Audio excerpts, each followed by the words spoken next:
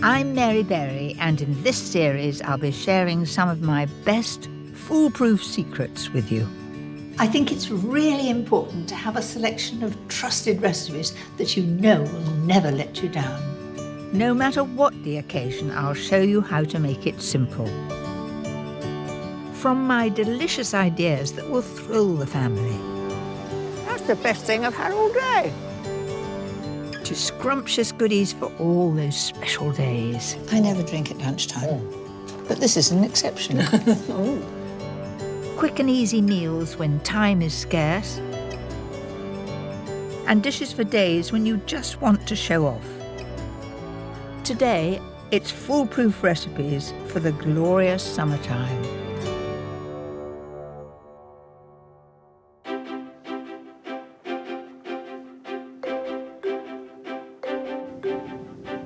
Ever since I was a child, I've looked forward to the summertime.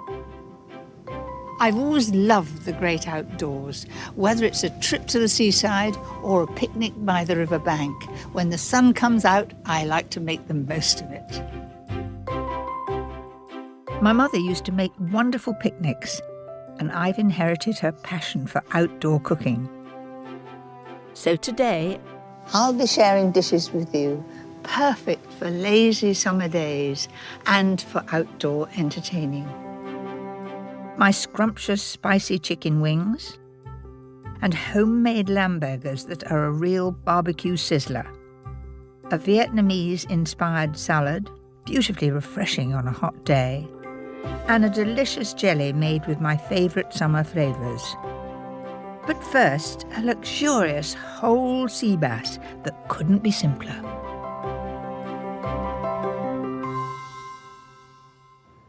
I love to serve fish in summer. It's so beautifully light and it's quick to cook too. I have got 50 grams of butter here, and it really does want to be quite soft, and this is soft.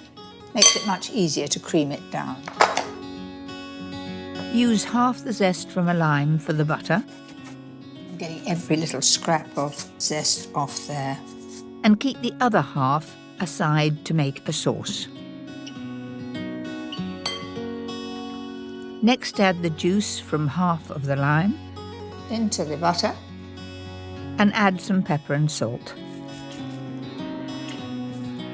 Just mash it down.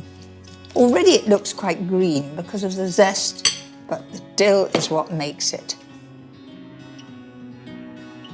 And I'm not going to throw away the stalks. The stalks I'll put inside the body cavity of the fish, and it will add flavour. That looks pretty good to me. So I'm going to put half that aside to go into the sauce, and this will go into the butter. So far, so good, very easy. So just mash that down. Finally, I need a few piquant peppers. So there's 2 in the sauce and 2 in with the butter. Now, my foolproof hint. Make 3 slashes on either side of the fish.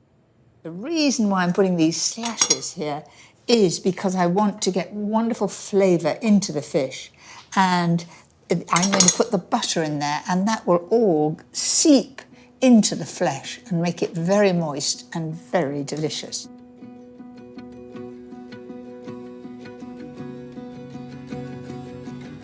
Looks a bit messy, but I'm opening it up and pushing it down with my thumb.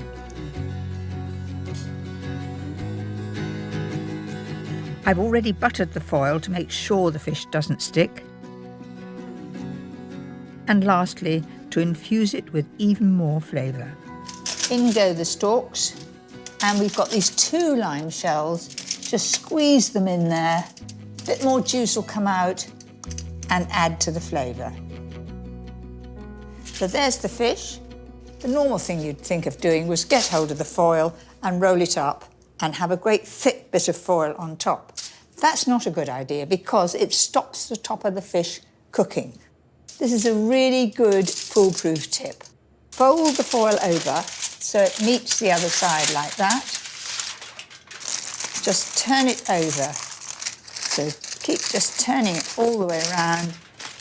So I've got a good seal there, a bit like a Cornish pasty, holding it up all the way around so the juices will not come out as you cook. And then into the oven at 180 fan for about 20 minutes while I get on with the sauce. Start with the remaining lime zest, dill, peppers and lime juice. Add a teaspoon of Dijon mustard and a dash of sugar. And 200 ml of full-fat creme fraiche. Then I'm going to put some pepper and salt in there. What could be easier? And that is our sauce. The fish has had 20 minutes. Time for all those lovely flavours to sink in. And when I open it, there'll be a flowing, wonderful buttery juice. There it is. I think it looks magnificent and so simple to do. 1, 2, 3, like that. These are the buttery juices. Just pour it back into those cracks that it came out of. Then the sauce.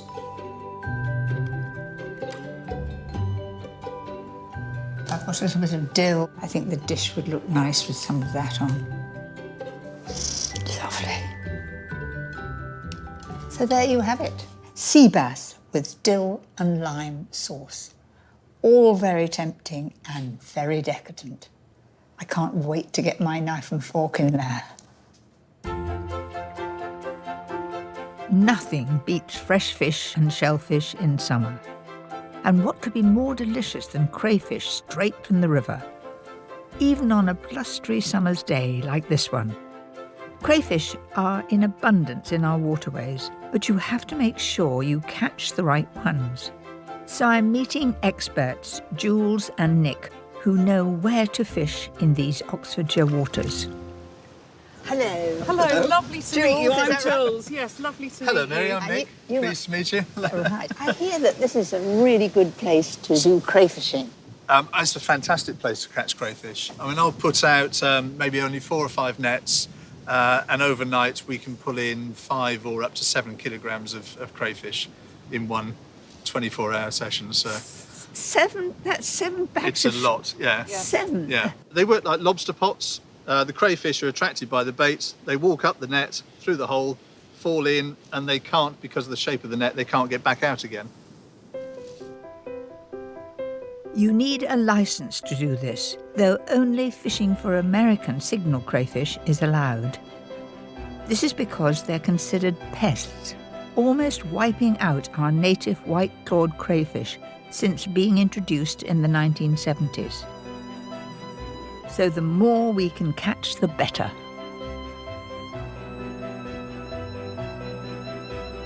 Before Nick hauls up last night's traps, I want to try a trick of my own. I've just got a stick, string, some stones to weight down my bait, and I'm going to see how I'm going to get on. You never know. Might be my lucky day. Nick, I'm on my way. I'm being very careful. What do you think? It's fantastic. I'm dying to see if this actually works. So, crayfish, come along. That's perfect. How long do we have to wait? As long as it takes. No, not yet. There you are, look. I'll cast again. But do they know that there's the most tastiest bit of bacon for them to come? But of course, maybe we shouldn't be talking. You know, true fishermen who are on the side of a bank, Or stamping. they tell you you're not to shout or make any noise, so perhaps they're being put off by us chattering away.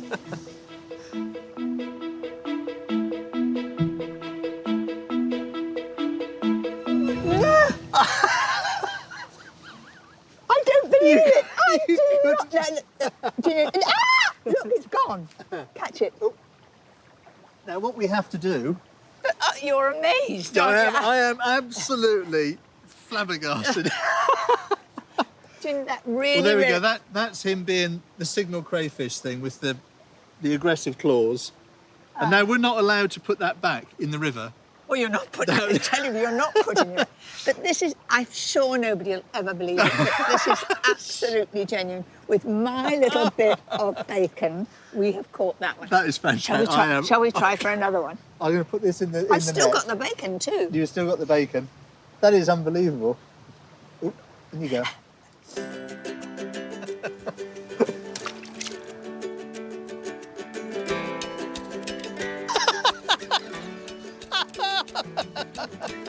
What a prize! Fantastic. I can't believe that's two. Two. In less than 10 minutes. You don't need any of your fancy kit. I'm going to give up on nets. So the pressure's on me now. That is amazing. My meagre two looks... Well, so now you can see how many there are in the waterways, and that's one net, one small spot. I reckon there's about 35 in there. That's not bad, is it? That's a pretty good night's work. Yeah. They're cooked in boiling water for a few minutes, then peeled just as you would a prawn. So you end up with a lovely crayfish tail. Absolutely. Jules's favourite way to serve crayfish is on a bed of watercress with apple and yoghurt sumac and lemon dressing. Smell it. Mm. Nothing's fresher than that. Beautiful. There we go. You have to try and find the ones that you caught. That was definitely from That was mine. definitely one you caught. Of course, you don't have to catch them yourself. You can buy shelled crayfish in shops, and my next summer recipe really makes the most of them. Sometimes we get a bit tired of just the green salad, the tomato salad, the rice salad. This one is quite different. It's a rice noodle salad inspired by aromatic flavours in Vietnamese cooking. Start by preparing the noodles as it tells you on the packet. There's nothing more foolproof than that. Next, grate 3 centimetres of fresh ginger. And I love fresh ginger. I mean, I've grown up with dried ginger, just to use in ginger biscuits and things like that. And so very excited when fresh ginger came along. That's it, that's just about the right amount. De-seed and chop half a cucumber. Add a finely chopped chilli, a finely sliced carrot and red pepper, and then a clove of crushed garlic. Into that go 6 sliced spring onions. And you don't need to blanch them, do anything with them, but just drop them in. And a couple of handfuls of fresh herbs. I've got mint here, and you just need to chop it just before you need it in a salad, because if you chop it all ahead, it goes black. That's just perfect in there. Then we come to some nice young coriander here. There's a lot of chopping for this recipe, but it's well worth it. Finally, in go 150 grams of bean sprouts, and then you're ready to add the noodles. And now to the dressing. I need 3 tablespoonfuls of lime juice. 1, 2. What did they say about good guesses?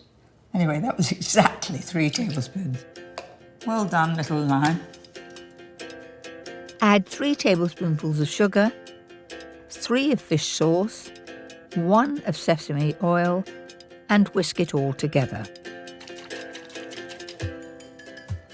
And then we just toss all this in the sauce.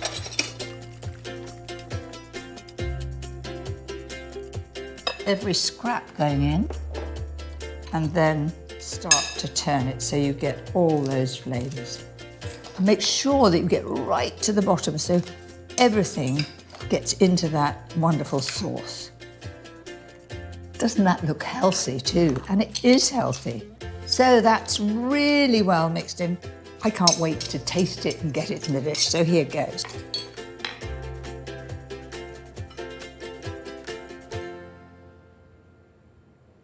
We had such fun crayfishing, but these I've bought. And I think that looks great. This salad is absolutely foolproof as long as you measure carefully the dressing ingredients, because that's what gives it its flavour. This dish is great on its own, but it's also perfect for a summer barbecue. I'm a great fan of outside cooking, and I have learnt how to avoid those burnt offerings. These are two foolproof dishes guaranteed to go down a storm: minted lamb burgers and smoky Texan chicken wings. The secret of a good barbecue is to prepare everything ahead. Texan chicken wings, such fun and really, really tasty, and chicken wings are very inexpensive. Start by removing the wing tip. On a barbecue, that very often burns that very thin end, and so you just cut between the joint here. Then you're left with a sort of V-shaped joint. So I've got them all there. What these need is a lovely smoky marinade. I've used paprika over the years, but this is the first time I've used sweet smoked paprika, and it has a lovely smoky flavour, and it's just perfect for barbecues. So I'm going to add 2 teaspoonfuls. Not only does that give flavour, it gives a wonderful colour as well. In with the paprika goes 1 finely chopped chilli, a clove of crushed garlic, tomato ketchup, Good squirt. 2 tablespoons of Worcester sauce, 1 of brown sugar, and some olive oil. About a couple of tablespoons, give or take. Season and give it a good stir. It's a wonderful colour, that. My foolproof tip is to coat the chicken using a polythene bag. Do you know, the whole smell of that makes me think of barbecues because it's sort of smoky and spicy. Great. So they go into the fridge for a couple of hours or overnight to soak up all that flavour. And in the meantime, I can get on with preparing the lamb burgers. These lamb burgers are something quite different from the traditional beef burgers. I think they're absolutely scrumptious, and I know exactly what goes in them, and they'll be full of flavour. Homemade burgers are very simple to make. Start with a herb breadcrumb mix to flavour the meat.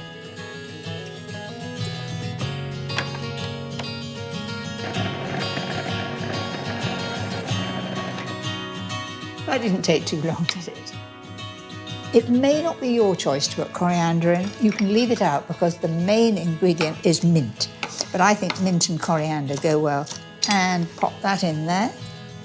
Then a generous 2 tablespoonfuls of mint sauce. Yes, the sort you buy in a jar. Next, add 1 roughly chopped red onion and a clove of crushed garlic. Give it a quick whiz, but my tip is to make sure the mixture doesn't get too wet. I've got 500 grams of minced lamb. Now that would be minced shoulder of lamb, and as you can see, it's fairly lean. So all this wonderful flavouring things are going straight in there. Add a little seasoning and then work the mixture together. Nice clean hand going in. Actually, I am going to shape them with my hands anyway, so. A bit like kneading bread. And the one thing you can't do is over-knead this. Once it's mixed well, you simply divide it and shape it into burgers.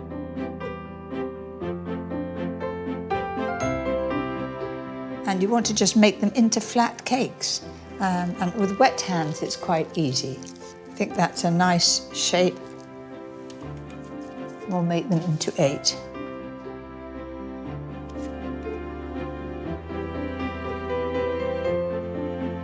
A barbecue isn't complete without something on the side, so I've made a simple tomato relish.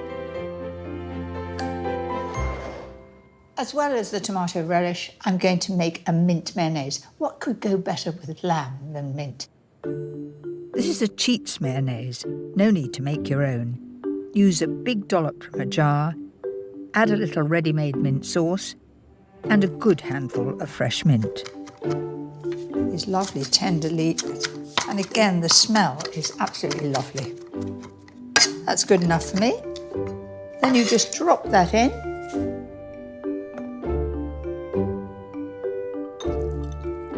You can do all this the day before and keep it in the fridge ready for when you need it.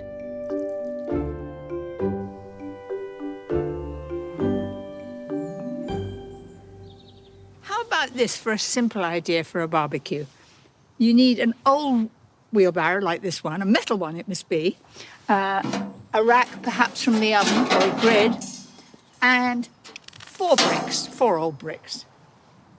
Don't need any fancy equipment.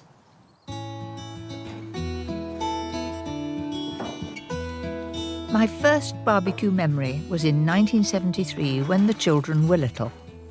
All I managed then were sausages and beef burgers, but I loved the fun of it. And though I'm all for the chaps doing the barbecuing, secretly I do like to have a go myself. Now that really was simple. The secret of good barbecuing is to do it slowly. First of all, make sure that the charcoal goes down to be white and there will be an intense heat, and that's when you barbecue. So I'm going to leave that to its own devices for about half an hour, wash my hands and get on with the food.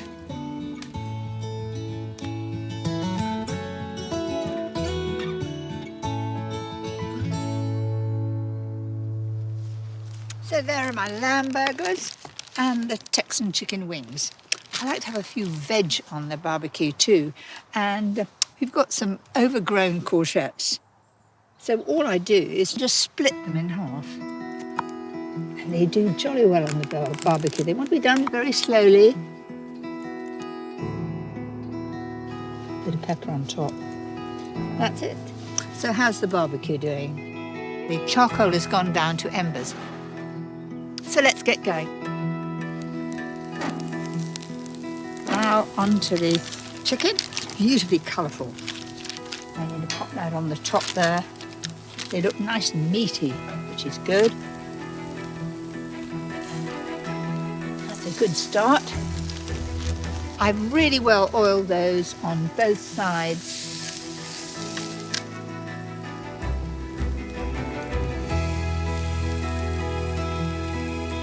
Let's turn these burgers over.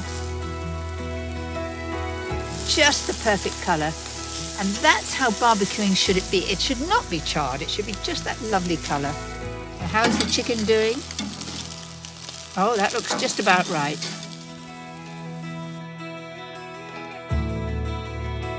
So there we are, an alfresco feast prepared ahead of time, which means I can relax and enjoy the company. How about that?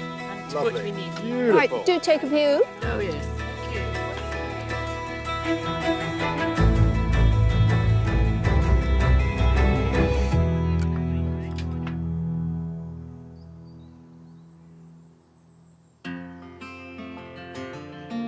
My final recipe uses one of Paul, my husband's favourite summer treats, homemade elderflower cordial, Here we are, nice cold drink.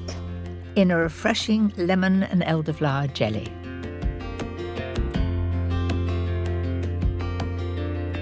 This idea, cut captures the essence of a British summer.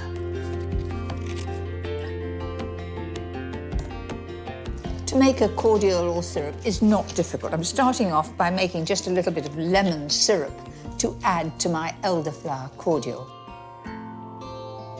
Add the juice of 2 lemons to the rind. Pour in 100 ml of water and 75 grams of sugar. I'm just going to heat that up slowly to dissolve the sugar and infuse the lemon zest. It's the outside, the bright yellow, that gives a lovely flavour to it.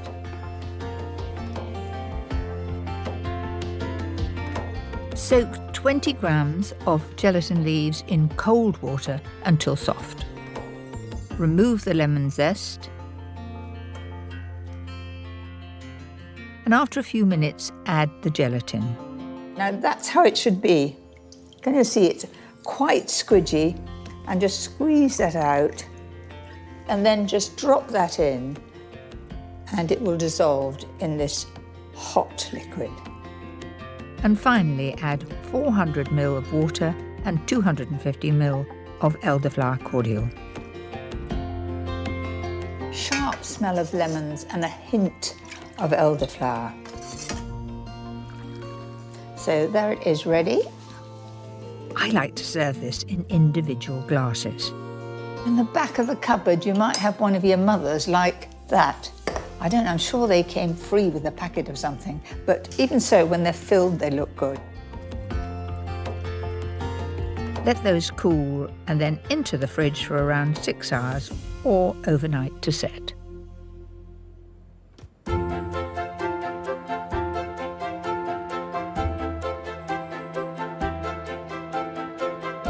I'm going to finish them off with another summer favourite of mine. Fresh strawberries tossed in icing sugar. Gives them a lovely shine too. And add those to the top with a dollop of whipped cream. Blissful. Oops.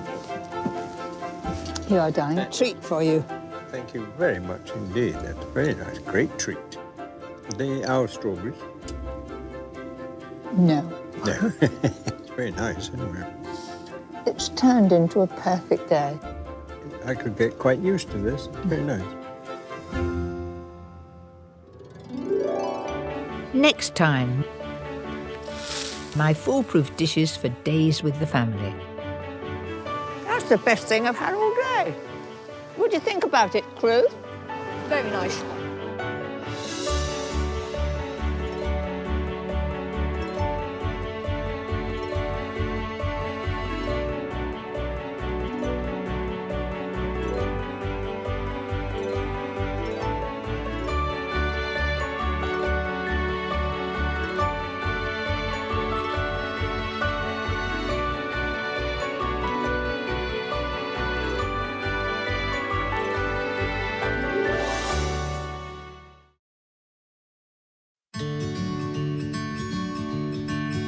I'm Mary Berry, and in this series I'll be sharing some of my best foolproof secrets with you.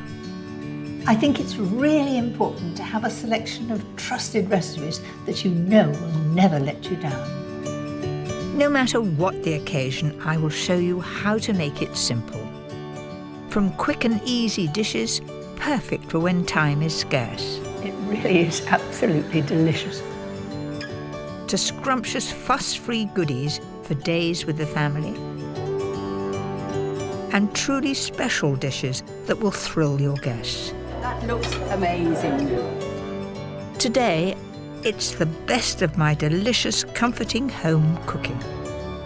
Life doesn't get better than that.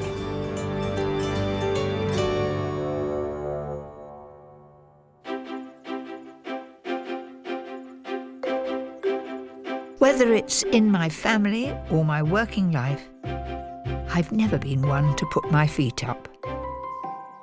But There are times when I just love food that picks you up and puts a smile on your face. and there's nothing wrong with indulging every once in a while. In this programme, I'm going to show you some of my foolproof, comforting recipes that I love most. A rich smoked fish pâté to enjoy on hot, crunchy toast. My version of the most comforting of dishes. A hearty chicken casserole to lift the spirits. And a scrumptious dessert guaranteed to soothe the soul. But first, a warming soup to brighten the greyest of days with my cheesy Parma ham twists. One of my favourite soups is butternut squash. It makes you feel beautifully cosy and warm. But preparing butternut squash can be tricky, so I've got a couple of tips. If it's a young one, you can take an ordinary potato peeler and you can just take the peel off like that. But if it's late in the season, you just can't get that potato peeler into it. What I do is I use a big knife, something about the size of that, and I cut rings from it and then take out the seeds and take off the peel. It's a safer way to do it. Cut into cubes, then along with the chopped red pepper, a large chopped onion, and a couple of carrots, pop it into a polythene bag with some olive oil. So take that and just shake it all about. So tip it all into the tin. Season with pepper and salt and cook at 180 fan for 45 minutes. Roasting the vegetables first intensifies the flavour and I think gives it a bit of a kick.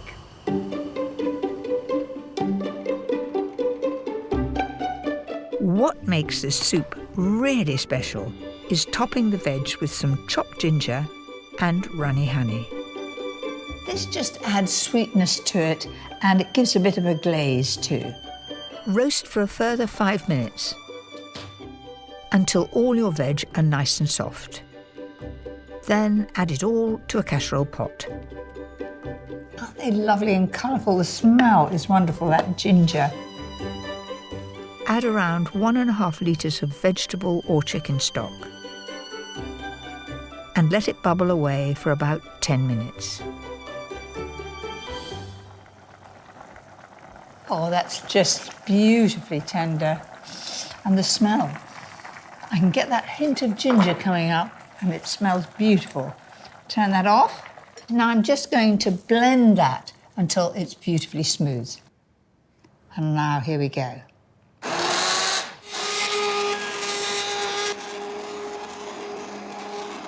If it feels too thick, the trick is just to add a little more stock.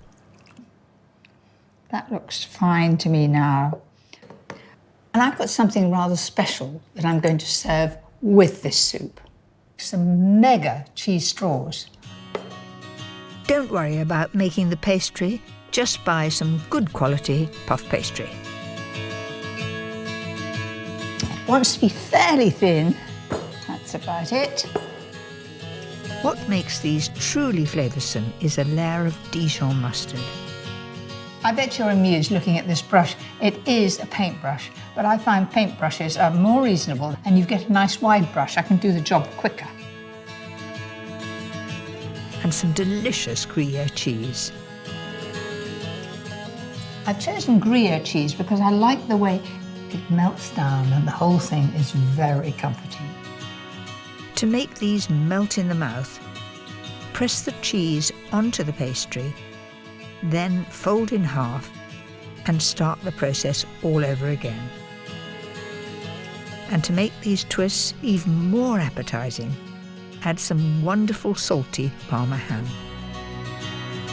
The dry cured ham gives it a great piquancy. That's it.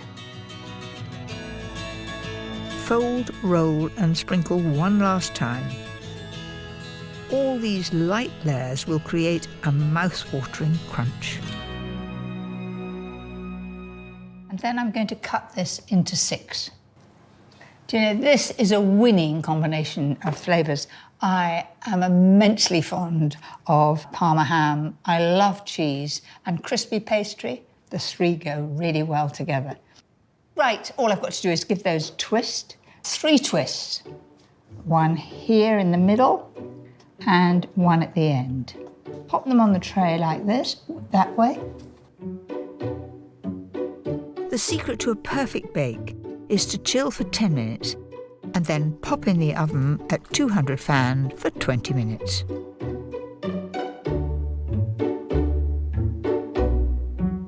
Keep an eye on them. They should be a good colour, a lovely pale golden brown. Then lower the temperature to about 140 just to get them cooked right through so that when you eat them, they're crispy all the way through. I think those look really tempting. I remember in the 80s when cheese straws, every time you went out for drinks, you would see cheese straws, and they were delicious. But these, well, I think they certainly a bit more one-upmanship with this. Very, very special. And of course, I've made huge ones of these, but you could make little ones to have with drinks. I can't think of a more cosy lunch than a steaming hot bowl of soup with an indulgent cheese and ham twist.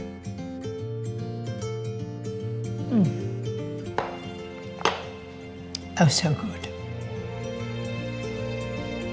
Next, a comforting dish that's so delicious you won't believe how easy it is to make.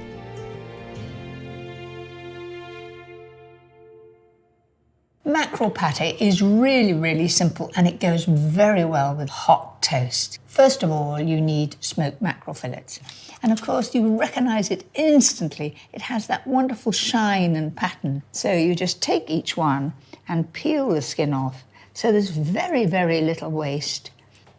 It comes off like a dream. One of the things I really enjoy when we're on holiday is to go mackerel fishing, because you're almost guaranteed to catch the fish. It's a great family outing. The one good thing about mackerel is it's not too expensive. And I think the flavour is beautiful. Simply pop the fish into a processor with some creamy mascarpone cheese. Mascarpone is very, very versatile, and I use it more and more for cheesecakes, all sorts of things. What makes this pate surprisingly delicious is adding the zest and juice of a lime. You automatically think of lemons and fish, but lime goes very, very well. Lovely bright green, in that goes. And I've got a great juicing trick. If you warm the limes, same with lemons, you'll get much more juice out. I think I've got every scrap out. Finally, add some pepper and blitz.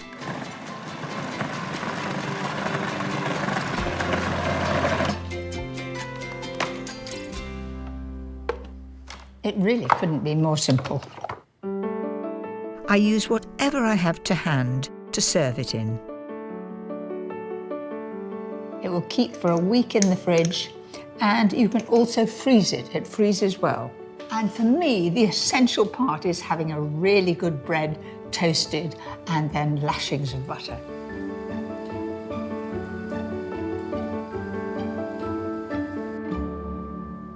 This really is foolproof. You can make that patty in 5 minutes. So that surely must be worthwhile when it tastes as good as this.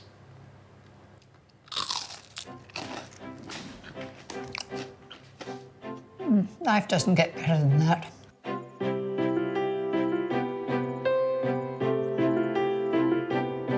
My husband Paul and I have been married for nearly 50 years, and we both love nothing more than a cosy evening at home in front of the fire.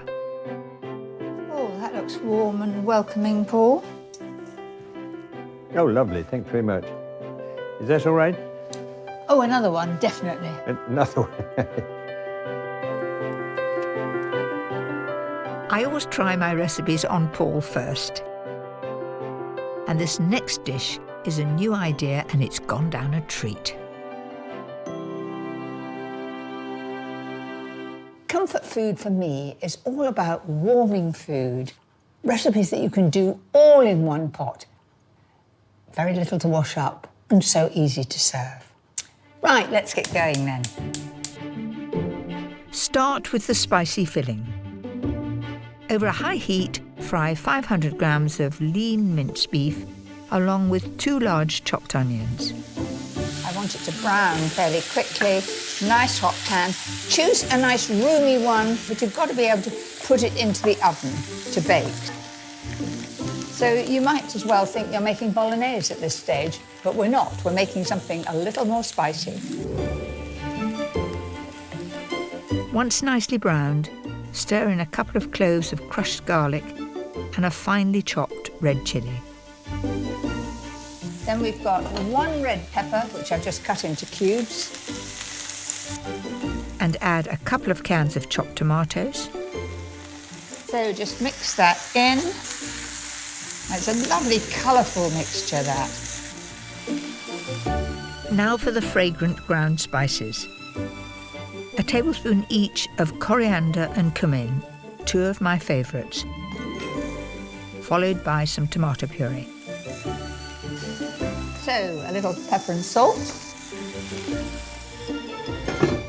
And I'm going to put that in the oven at 140 fan for about an hour.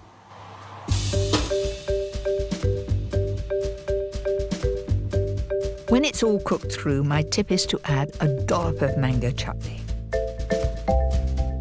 It just sweetens it up, particularly with tomato. I often feel that something a little bit sweet helps. So a couple of tablespoonfuls of mango chutney and some coriander.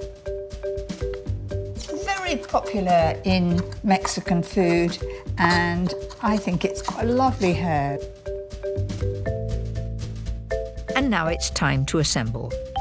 All you need are 3 large shop-bought tortillas, 150 grams of grated cheddar, and 250 grams of mascarpone.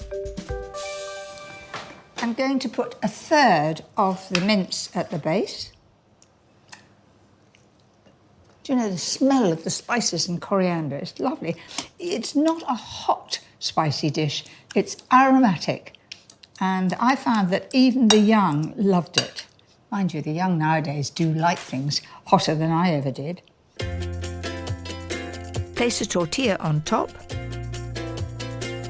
and spread over 1/3 of that creamy mascarpone. Sort of softens the tortilla too.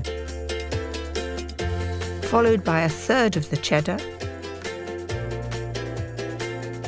And then simply repeat twice.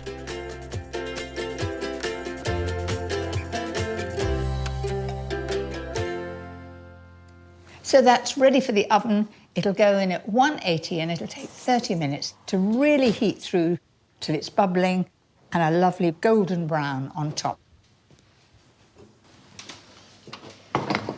That really does look tempting. Do you know, I think a little coriander over the top just to finish it off. I think that would be really perfect for a lovely, cosy evening in with the family at home. I guarantee they're going to really love it.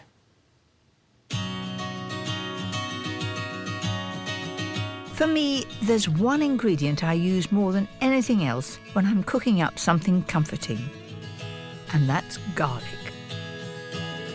Today, we're a nation of garlic lovers, but it wasn't always so popular. When I started writing recipes, I had to list it as optional. Isle of Wight farmer Colin Boswell is a garlic obsessive who has been growing this pungent bulb for nearly 40 years. What did your pals think of you growing garlic in the 70s? A complete joke. And it's only as people like M&S started to do a lot of garlic bread and chicken Kiev, and people started to say, oh, maybe he's got something right. Colin's so passionate about garlic, he's travelled the world on a quest to find its source. I've been on a search for the mother of all garlic, the original garlic, which I think we found in Kazakhstan and also on the Turkish-Iran-Iraq border. To me, garlic represents one of the most powerful things in nature. It has a power and an intensity in it which ancient man understood much better than we do. The farm produces a staggering 100 tonnes of garlic every year. And they grow over 40 different varieties. The elephant garlic is big, sweet. People like it because of the size. And if you just take a clove and go like that, you could have a little bite of that. That tastes more like a strong leek than with a garlic flavour. Who are you kidding? It tastes exactly like very strong garlic. This is black garlic. It's been cooked for about 40 or 50 days. And what you end up with is this black, unctuous It looks like tapenade from here. It does. There we go. It's sweet. It's incredibly sweet. I wouldn't know that was garlic. If you'd got sourdough bread that you'd cooked on a griddle and you spread that across, it would be divine. No. Colin's whole family work on the farm. Not only do they grow garlic, they also smoke it and love cooking with it in a huge variety of ways.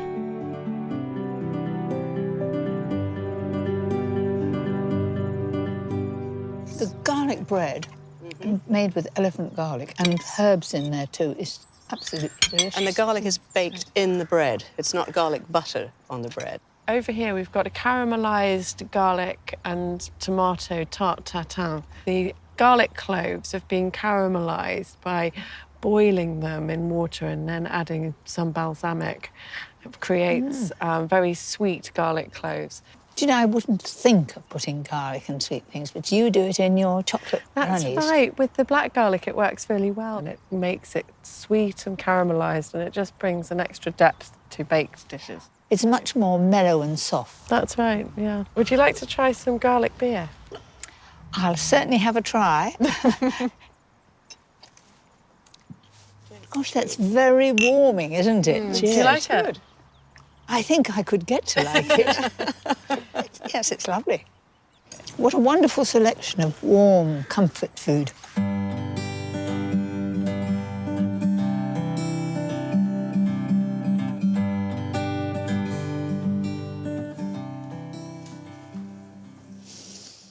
I'm very proud of this. And yes, I did grow it myself. I didn't get it from the garlic farm. It's an elephant garlic, and it's fresh out of the ground. It needs drying out, but garlic is an essential of many of my recipes, especially the one I'm going to make right now. This is my version of the French classic coq au vin, and this really is comfort food at its best. Take a big bowl and put 2/3 of a bottle of wine. It doesn't have to be special, but it does give good flavour. Add some crushed garlic, peeled shallots, a bunch of fresh thyme, and a few bay leaves. And then we put the chicken in. Now, I'm using chicken breast today. You could use chicken thighs if you prefer. My tip for this dish is to cover, then chill the chicken overnight, and it'll soak up all those lovely flavours. Use the marinade to make the rich casserole sauce, and you can't go wrong. You get a much more intense flavour if you reduce the wine, and I think it's much better to reduce it before it's added to the chicken, otherwise you'll overcook the chicken breast. Season and seal the chicken. Then I'll turn those over as soon as they've got a light brown colour.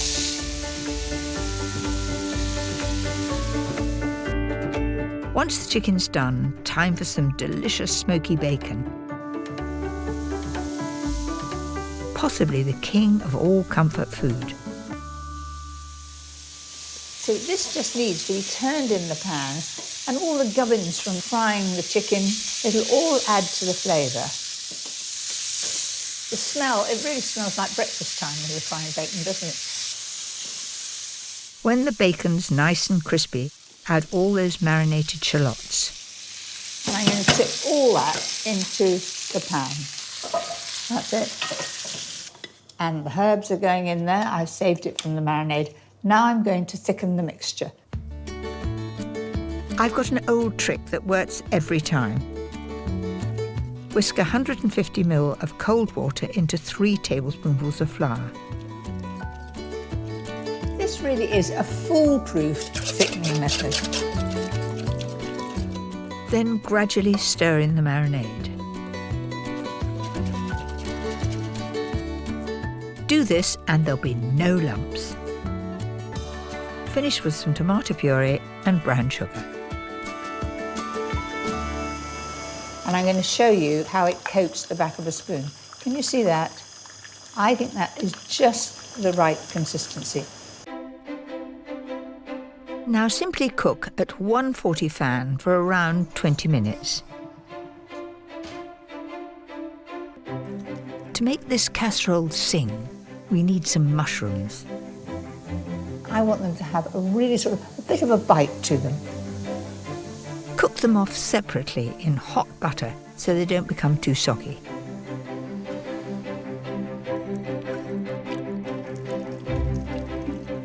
I think that looks really great. To really cheer yourself up, enjoy this casserole with some steaming hot crushed new potatoes, roasted with garlic butter and parmesan. Delicious.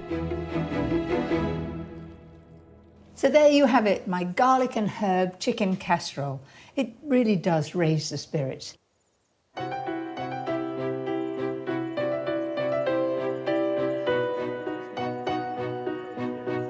After a good long walk with our dog Millie, there's nothing better than coming home to something sweet.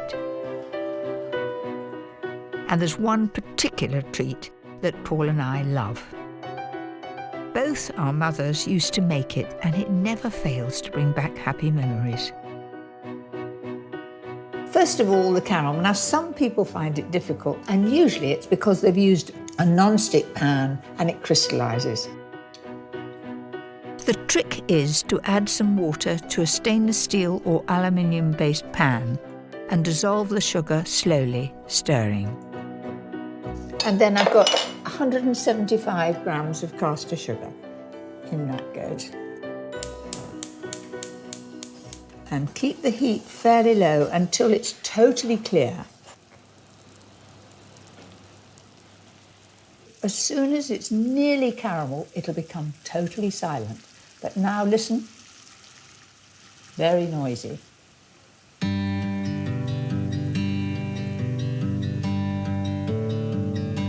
Don't make the caramel too dark because it'll be bitter.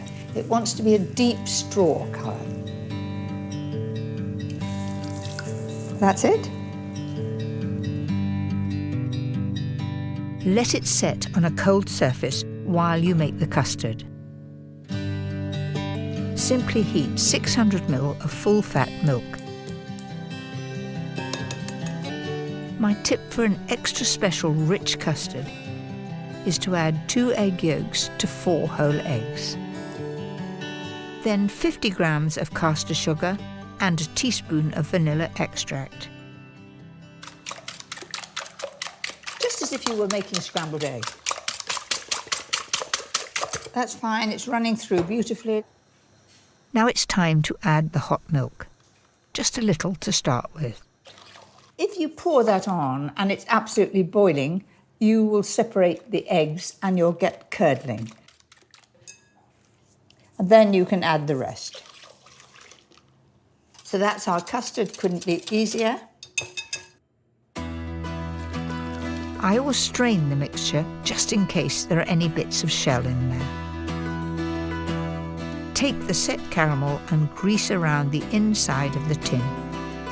Isn't that lovely? You could almost see your face in it, couldn't you? Now the secret for a beautifully smooth creme caramel is to cook it in a water bath. I'm going to pour the custard in there. Surround it with boiling water just up to halfway. And then that slows down the cooking and gets a very even cook. I'm going to cook that at 120 fan for about 50 minutes to an hour.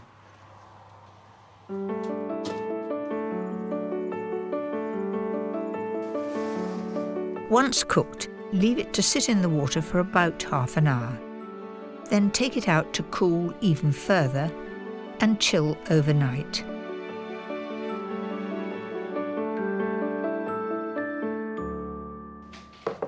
Now that is really cold and the caramel will have become liquid.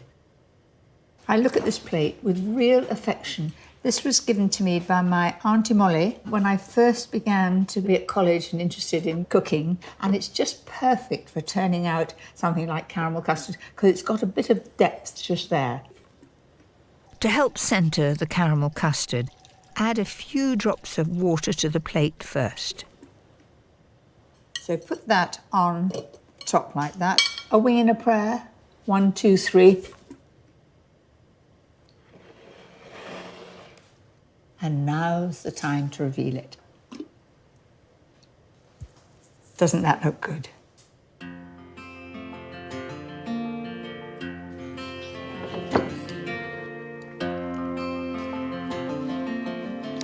Is it as good as your mother's? I would say it's almost as good as my mother's, yes. Everything that your mother made was even better, but there we are, that's the way of the world. So there you go, comforting recipes to lift the mood and enjoy time and time again. Next time, it's my foolproof recipes for lazy summer days. I don't believe it. You're amazed. I am absolutely flabbergasted.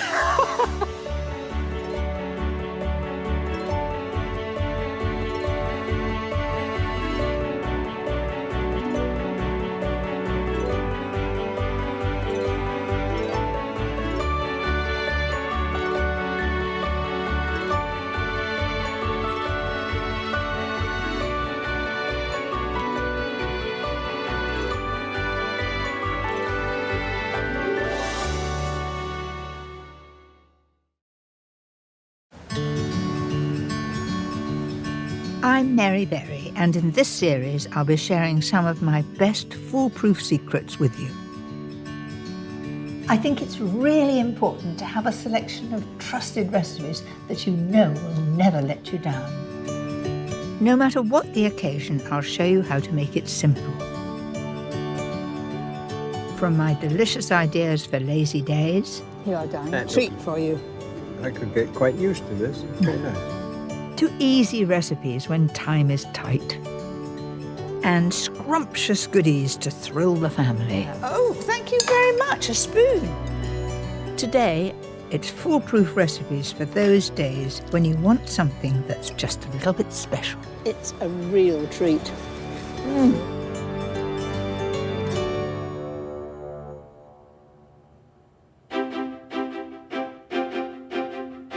For me, special days are all about having good friends around and giving them something that I know they're going to enjoy. It's time to push the boat out with the very best ingredients for dishes that feel truly sumptuous. But it really must be something that I can prepare ahead so that I can spend time with them. A seafood treat that's the height of decadence. A gorgeous vegetable dish that's bound to impress. A regal classic that will satisfy the heartiest appetite. And a stunning pud that will finish things off with great style. But let's begin with a dinner party favourite.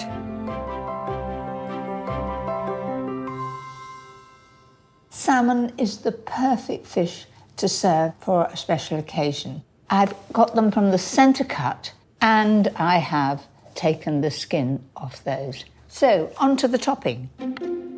Finely chop a handful of chives and add to a packet of soft cream cheese. If you pick up low-fat cream cheese, it'll just run off the salmon, it won't have the flavour and it won't have the texture, so full fat. To pack in more flavour, add some grated parmesan and a clove of crushed garlic. That looks just about right. Smells beautifully of chives. Now we want some black pepper in there and some salt. So we now have the topping ready for the salmon. So dollop it on. The idea is to cover the fillet from end to end fairly evenly. Liven up the top with a sprinkling of lemon zest and parsley. Doesn't that brighten it up? And of course it all adds to the flavour as well. Finish off with red pepper for a lovely striking effect. For perfectly cooked salmon every time, bake at 180 fan for 15 minutes, but keep an eye on it. When you see the first little bit of liquid coming out of the fish, out, it'll be done. While that salmon's cooking, I'm going to do a very special accompaniment, spiralised vegetable. I've got a spiraliser here, quite a simple one. Looks a bit like an egg timer, doesn't it? So, first of all, a courgette, push it down and just turn it round, holding the spiraliser firmly. So watch, magic. Do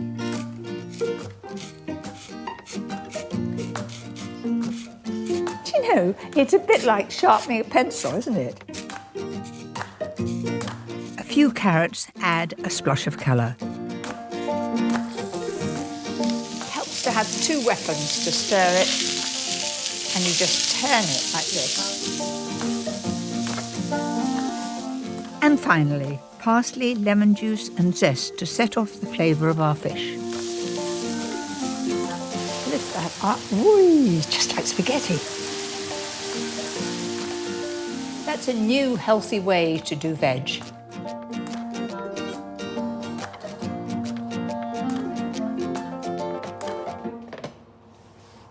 That looks just about right. Can you see at the very front here, there's just a little bit of liquid coming out. That's how it should be.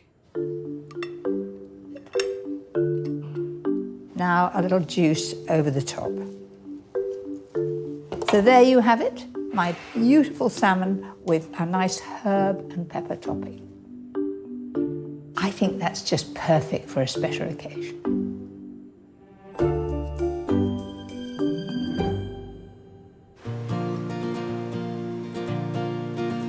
Sometimes special days require a bit of decadence, and for me there's nothing more indulgent than lobster. I've travelled to Ventnor on the Isle of Wight to meet Ed Blake, whose family have been making a living off these shores since the 1830s. Hello, right? Hello, Ed. Yes, it is. You're taking me lobster catching. I am, yeah. And what a day. It's How beautiful, marvellous. isn't it? Absolutely beautiful. Come aboard. Can I just take your hand? Yeah, You're- I'll come this way. I'll Have stand a leg back. in. This is a first for me. Unfortunately, not for me. Around 400 lobster pots lie at the bottom of these waters, strung together in rows. Boy, just ahead. Every 24 hours, the fishermen head out to check each one, hoping their bait has done the trick. Here we go, the first pot's on its way. Local laws keep the lobster population in check. So here we go, first lobster of the day. Right. Just gauge him. Right. So it goes from behind the eye socket to the back of the head. This one is undersized here. Has to be past that. Yeah, yes, the back of the head has to be up to there. So that goes back. He goes back. It's your lucky day. Why is Ventnor a good place to find lobsters? Right, off here, off of Ventnor, we've got the point of the Isle of Wight and there's the headland of Cherbourg, which causes a pinching in of the land, which accelerates the tide through it. This means the lobsters have to be strong to fight against these strong currents, and also have a very good feed supply, because the more tide there is, the more nutrients there is in the water being carried. So they don't have to move far to get their feed, a lot of feed.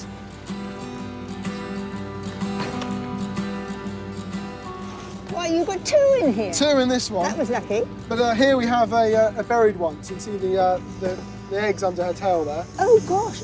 Are they always black? They're always black. On a big lobster, it can be up to 250,000 of them in there. So And that you must definitely put back. must definitely put because back. Well, that's our future. That's our stock for the next generation. So you must come out in all weathers. Yes, in fact, the best fishing is when it's really rough. That gets the nutrients stirred up. So we're actually praying for wind half the time. We haven't had a big lobster yet, so let's look. Let's have a look. Look at that. You just called it. Lovely big lobster. That's a whopper. So From back of behind the eye eyes. to there. She's Yeah. definitely inside. She hasn't got any eggs, so we're good to keep her.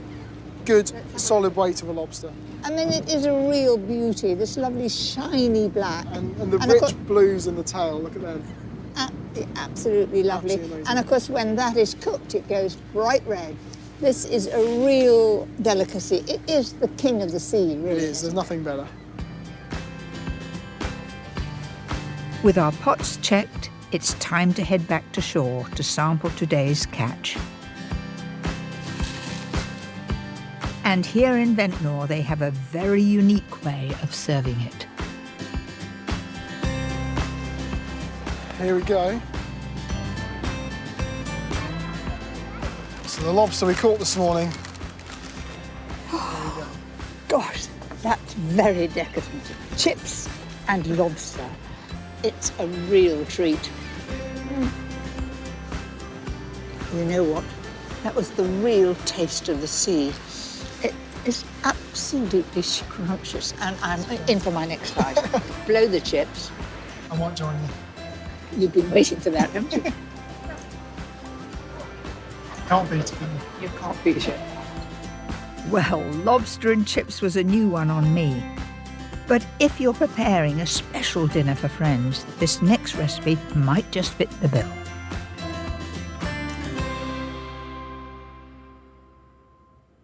Right, first of all, let me make the aioli. Count out 6 tablespoons of full-fat mayonnaise. No need to make your own. Then I'm going to add some creme fraiche. Again, full fat, just 4 tablespoons. 1 tablespoon of lemon juice. Tarragon works beautifully with fish. I'm adding 3 sprigs, but you could use dill if you prefer. The smell coming up from this is absolutely lovely.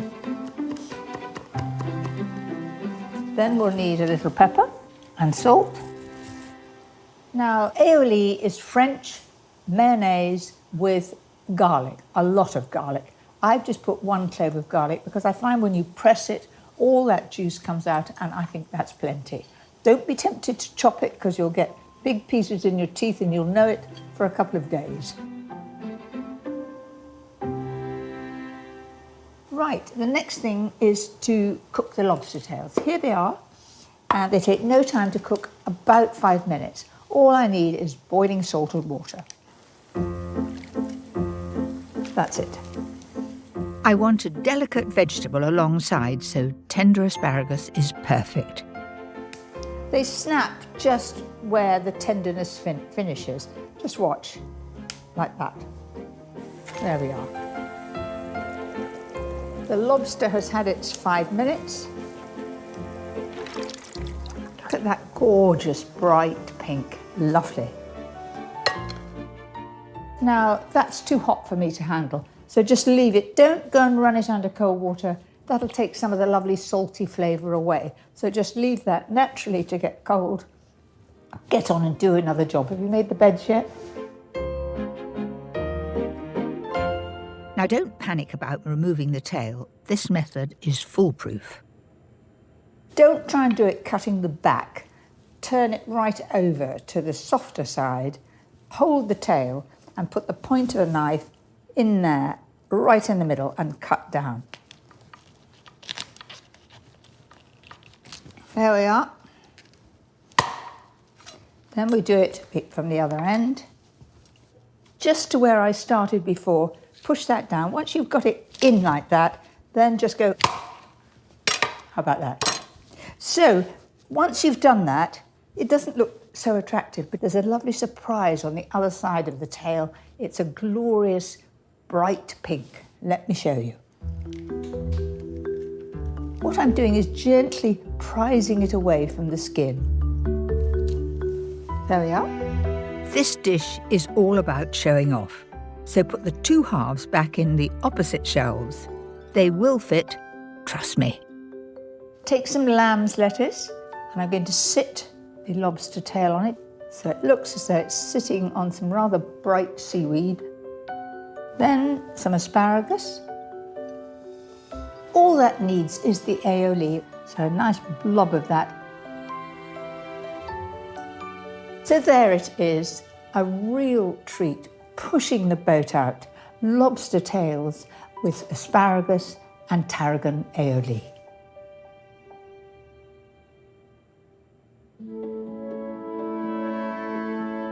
When you're planning a special occasion, it's important to cater for all tastes. And this next dish is a lovely, rich way of serving vegetables. It's colourful, it's tasty, all in one dish, and you can do it ahead. Let's get going. I'm using courgette, red pepper and aubergine because they roast so well. Now I'm going to add about 4 tablespoonfuls of oil, give or take. You just rub it together and eventually it'll all get covered in that olive oil. If you just drizzle the oil, you'll miss bits. This works every time. I think that's well and truly mixed. The secret to this dish is to roast the veg first. That way, all the moisture will be drawn out and the dish won't be soggy. Now I've set the oven at 200 fan and it will take about 25 minutes. I'm aiming to get them a nice colour and beautifully tender. All posh vegetables need a posh sauce. Mine is made with some red onion, 2 fat cloves of garlic, and to make it velvety smooth, I'm using passata. Now passata is just sieved tomatoes. Last few bits, sugar, chopped basil and thyme, and leave it to simmer for 10 minutes. Now to take out our vegetables, you'll notice they've really shrunk. Now it's time to make the layers.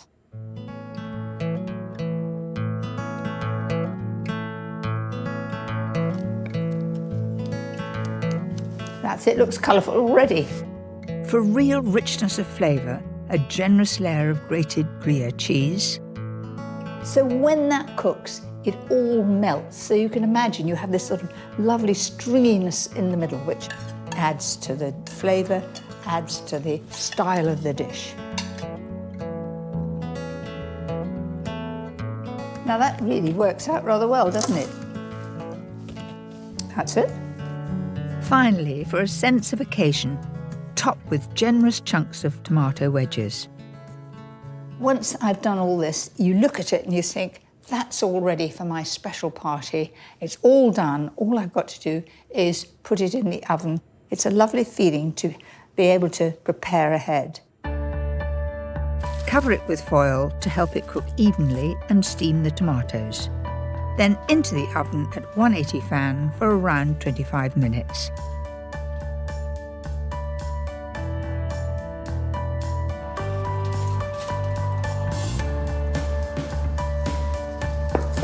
That's just like I wanted it to be. It's bubbling just at the edge here, and that cheese will have melted in the middle. Delicious on its own, or wonderful for a Sunday lunch with a leg of lamb. I think that looks most exciting, far better than the old-fashioned ratatouille.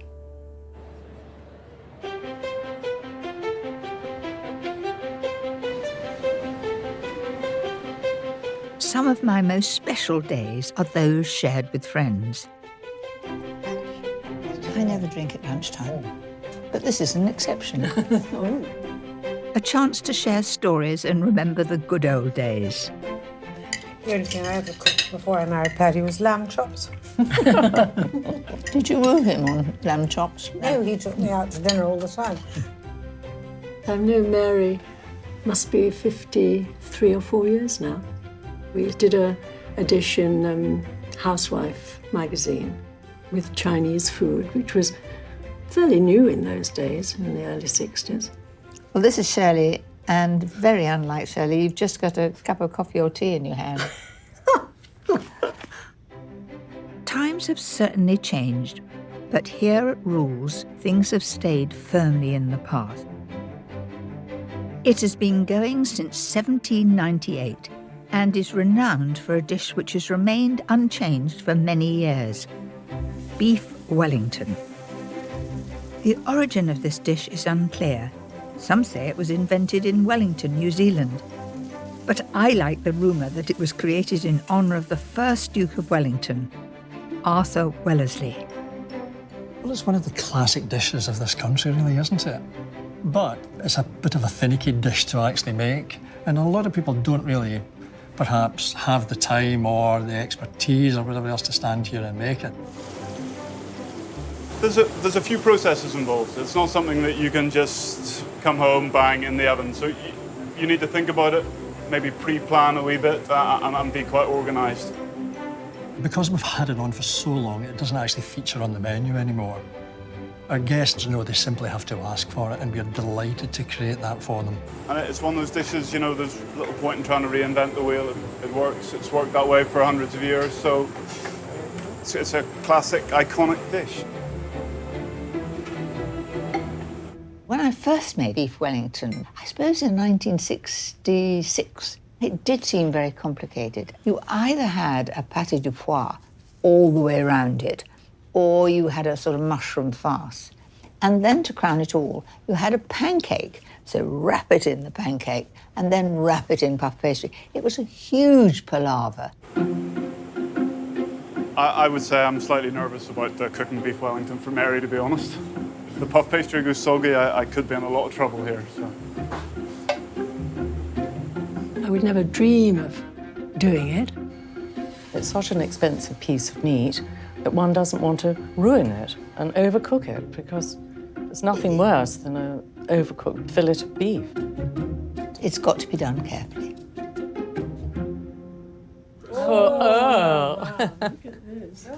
How beautiful is that? This is the moment of truth. Fingers crossed.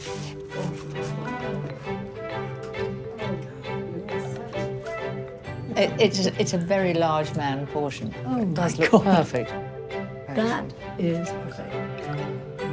Oh, the meat is beautifully pink, and the crowning glory is the pastry.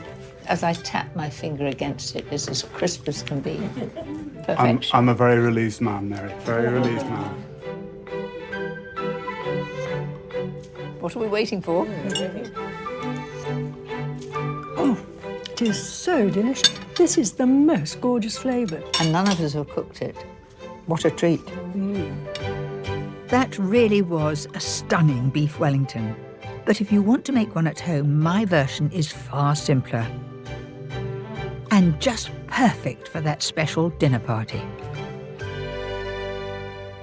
The first thing you need for beef Wellington is wonderful beef fillet. Now, I've got one here, and it is the middle cut. Now, that's important if you want to get every slice cooked the same degree. Now, it is expensive, but providing you cook it well, it'll be a real treat. It's essential you take the time to seal the meat first. There it is, sizzling. This will give it a much better flavour later on.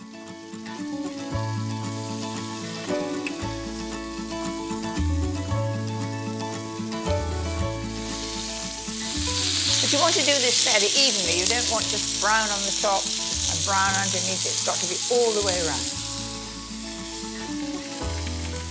Remember, this is not cooking the beef. This is just browning it. Roast at 200 fan for 15 minutes, then let it cool and pop it into the fridge to chill. For the topping, I've fried off 350 grams of mushrooms, but make sure you drain the moisture. You don't want a soggy pastry. And you must let this get cold first, otherwise it would cook the egg yolk like scrambled egg. So in goes the egg yolk.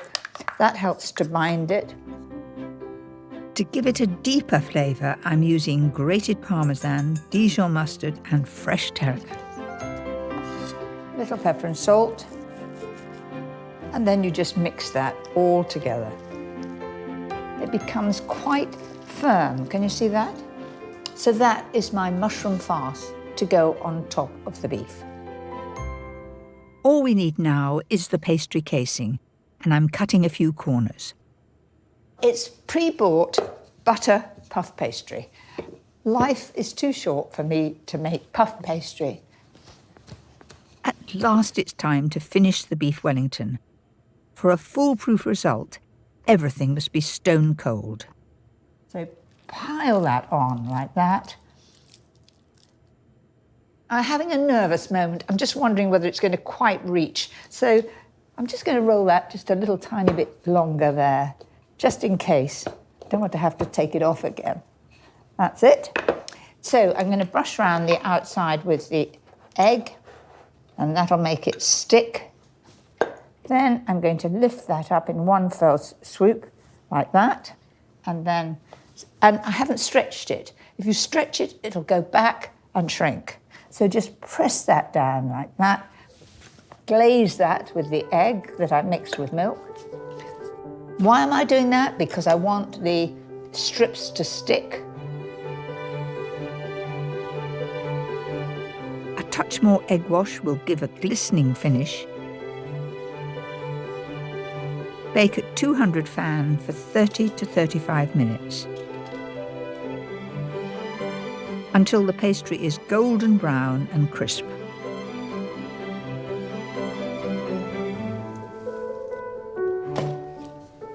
Doesn't that look amazing?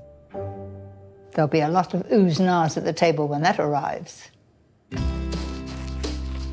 You just pull that away like that, and you can see that that's a lovely pink colour.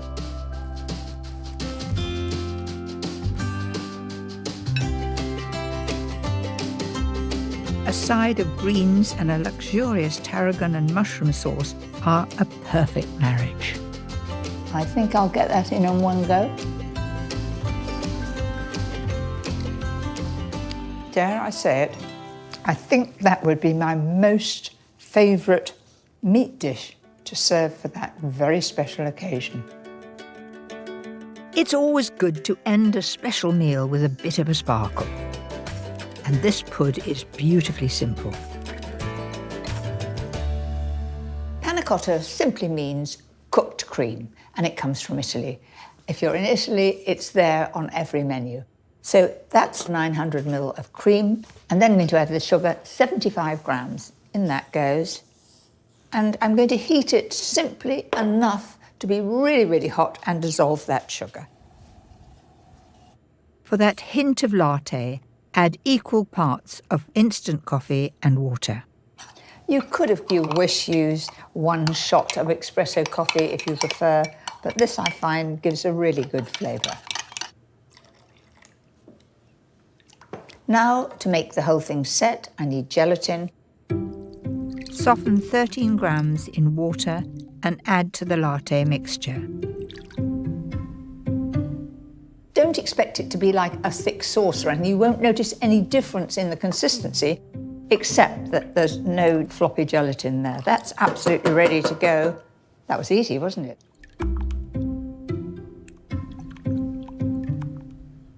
Then into the fridge for at least 3 hours to set. Right, the next move is the brittle. It's essential when you're making caramel to dissolve the sugar first. To be foolproof, don't use a non-stick pan as the sugar will crystallise. And now I can take the spoon out, never stir it again, turn up the heat, and the moment that it turns to a pale straw colour, off with the heat.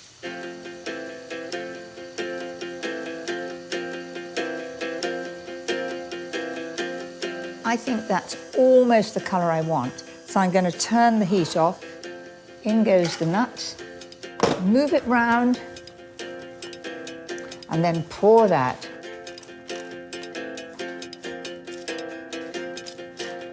I'm going to let that get stone cold, then I'll bang it and it'll all crush and have that beautiful flavour. Each little piece of nut will be covered in caramel and it'll look like a little jewel. There they are, lined up like soldiers. It helps to get them out if you just dip them in hot water for a moment. A secret of getting it dead centre is to wet the plate first. You'll then be able to move them about. Doesn't that look amazing? Lovely shine on it. You don't want to have the pieces too big to break their teeth, just about right.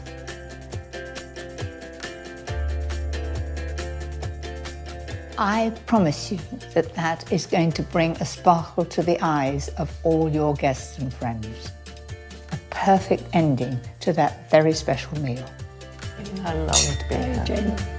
What a treat. What a treat. Lovely. Happy days.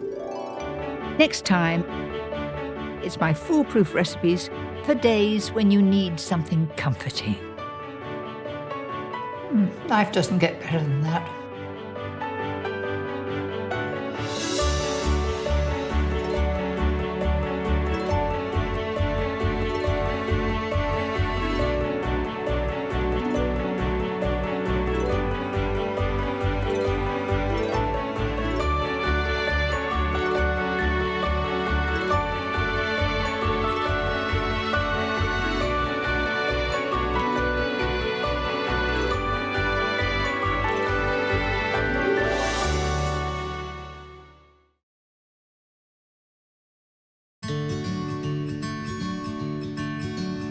I'm Mary Berry, and in this series I'll be sharing some of my best foolproof secrets with you. I think it's really important to have a selection of trusted recipes that you know will never let you down. No matter what the occasion, I'll show you how to make it simple. From my ideas for delicious comfort food. Oh, another one, definitely. Another one. To something more stylish for those special moments. And dishes for those days when you just want to show off. There's absolutely no calories in here whatsoever. Today, it's scrumptious goodies to thrill the family. Oh, thank you very much, a spoon.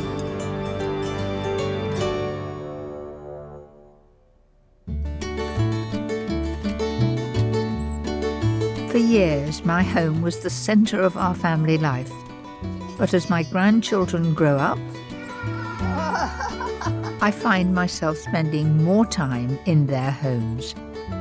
Family is key to Mum. She has always instilled that with us. You pick the top ones, I'll pick the bottom ones. How about that? Okay. There we are. And it's come through the generations, so yes. Isn't that what life's all about? For your first time with sweet peas, you've done very well. I've had a good teacher.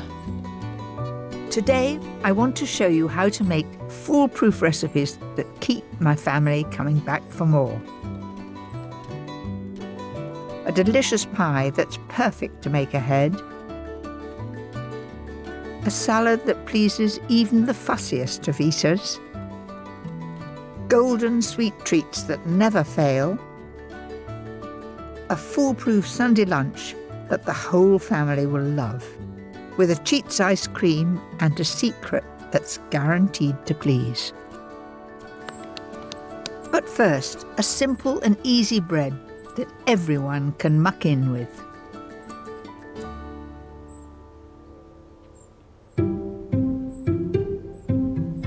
I'm always looking for ways to get the children involved with cooking. And flatbreads are the perfect thing, especially for my youngest grandchild, Atalanta.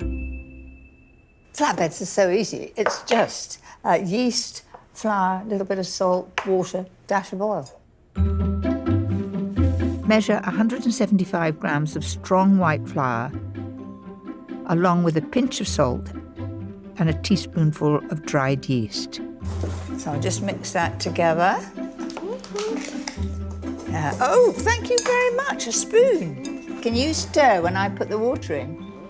Okay, stir away. Very gently, because it'll go all over Granny.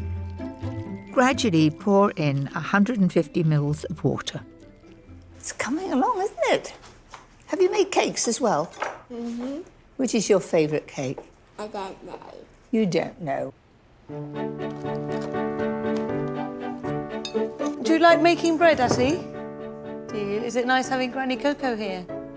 Yes? It's fairly sticky. Let's just put a little drop more in. Get a good rise from it. Now look, that's nice. And really a little bit on the wet side, which makes a good dough. I put some flour on the table and knead it. Can I try, by the way? By the way, you can try. A good trick is to flour your hands first. Rub your hands together. That's it. Now, would you like to knead this one? There you are. Off you go. When I was a little girl, I used to sit here just like you, and my mummy, who is Granny, used to make pizzas with me and bread and biscuits. Can we have some more flour for us? Yes, Atlanta. Now your hands. Rub your hands. Wait a minute. Rub your hands together like that. Granny's got a magic way of doing it. To make these flatbreads extra special, we're mixing in some parsley and basil. But you can use any herbs that you like. And just go on working it. And if you want, you can put a bit of oil in it, enriches it more. So just knead that in. There we are. Pop it in the bowl. Leave the dough for about an hour and a half. It should double its size.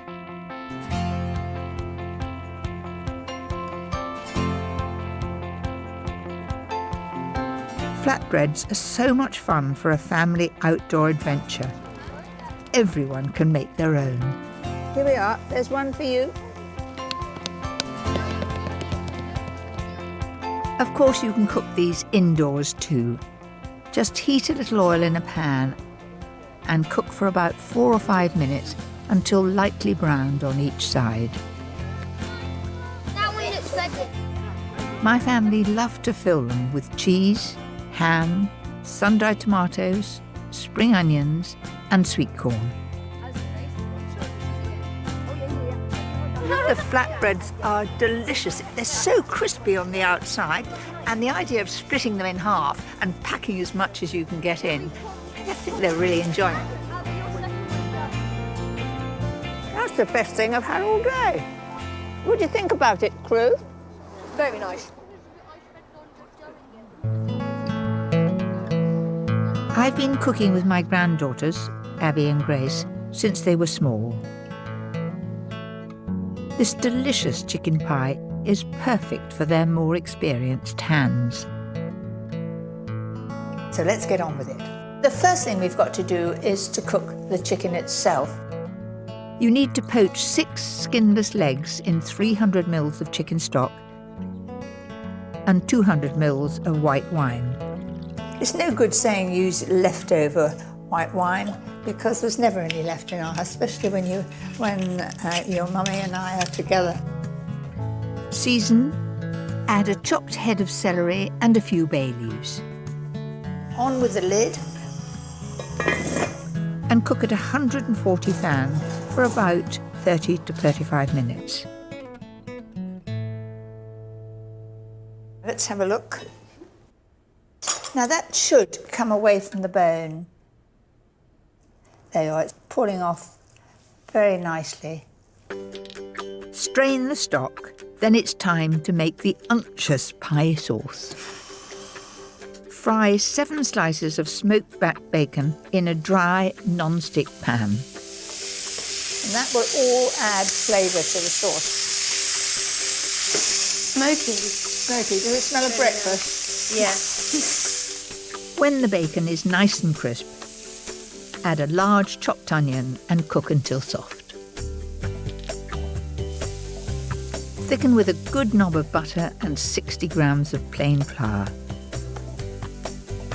The secret for a smooth sauce is to sprinkle it in so all the bacon and the onion is really well coated. Go on stirring till you can't see any flecks of flour. Then we add the stock. That's it. And don't add the rest of the sauce until it's one thick consistency.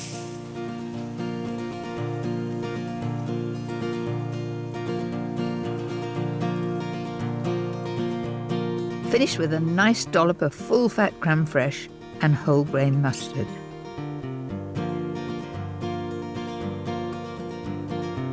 Pick the chicken off the bone and add along with the celery. That's it. Stir all that in. So that's our pie filling made, and it looks pretty good. Can we try it? Yeah, of course you can. Take a bit of meat as well if you want. There is plenty there.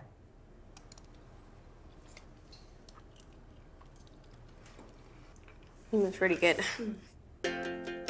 Now for the spectacular lattice pie lid. Don't let it scare you. Here's the way to do it. Cut 2 sheets of puff pastry into 3-centimetre ribbons. Abby and Grace are being very meticulous and measuring it exactly.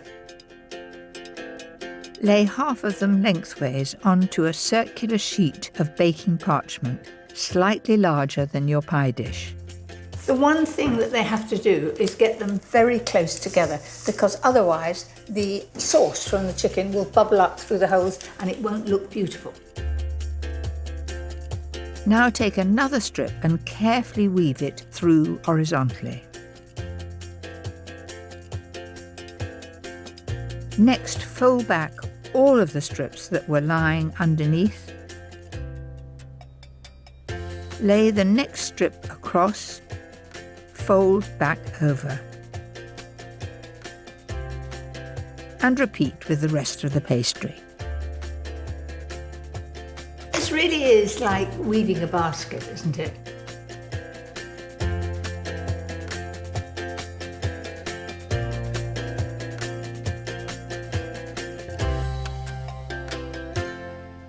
Well done, that looks absolutely perfect, and you've done it very quickly. My other foolproof tip is to chill the pastry pie lid for an hour in the fridge. This will help it slide smoothly on top of your filling. Press down with your hands all the way around, and then just trim the edge with a knife.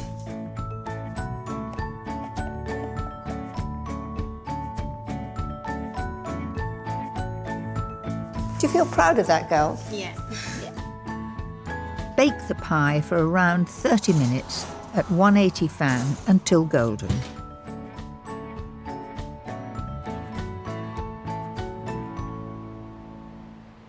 Oh, it's a good colour, isn't it? Lovely. Right. Don't want to drop it, it's very precious. There we are. So what do you think of that? It looks delicious. I can't wait to eat it. Good. There we are. So we just pop that there. And then take some of this chicken. It smells so yummy.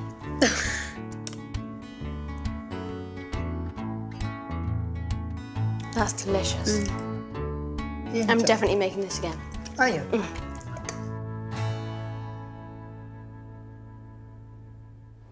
Do you like that as black as that?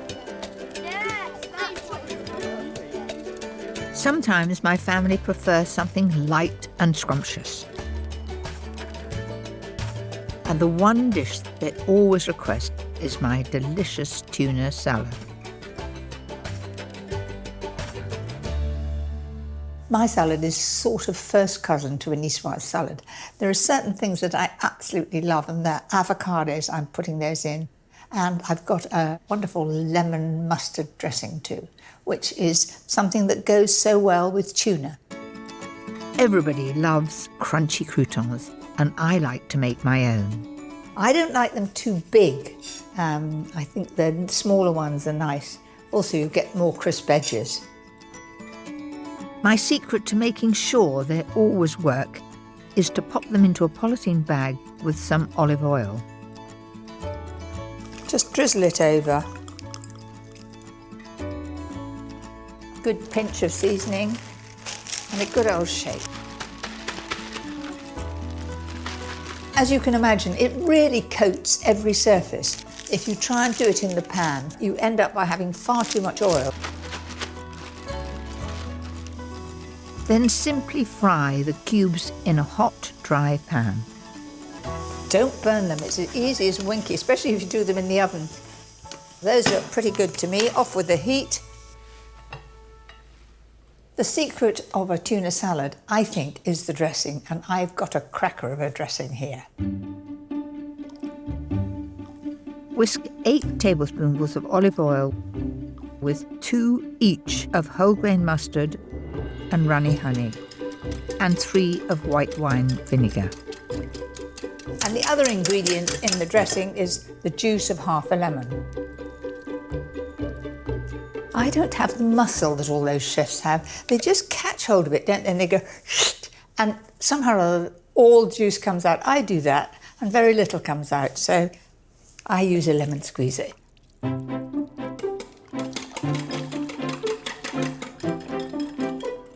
Pour half of the dressing over 250 grams of freshly boiled new potatoes.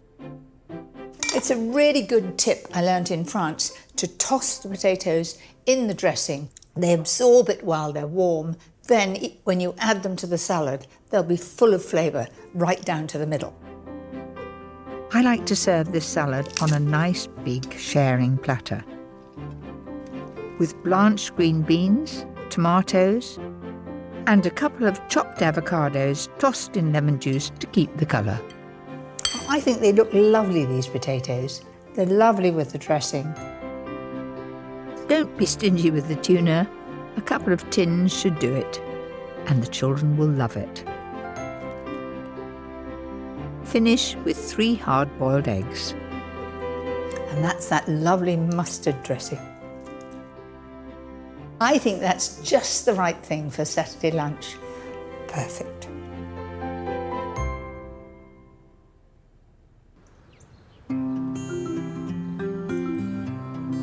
My grandsons, Hobie and Louie, love looking after all their ducks. We have 5 Indian runners and 2 cooling ducks. The Indian runners are the brown ones. And how many eggs do you think there's going to be here today? I'll count them. 1, 2. Right. But now and again I can drag them into the kitchen. We've got 8 now. 8 now. Well, come on, we'll take them back to Mum. Especially when it's a recipe that will satisfy their sweet tooth. My coconut and cranberry energy bars. Let's get cracking. Heat 100 grams of syrup. What are we up to, Hobie? 95, 100. Well done. With 200 grams each of light muscovado, sugar and butter. It's melted. Can you get that big bowl there? And I'm just going to pour all those ingredients in there because it's easier to mix in a cold bowl. It looks yummy. Add 150 grams of porridge oats and 100 grams each of puffed rice and sultanas. Now I've got some ingredients here which you might not know what they are. What do you think that is? You taste it.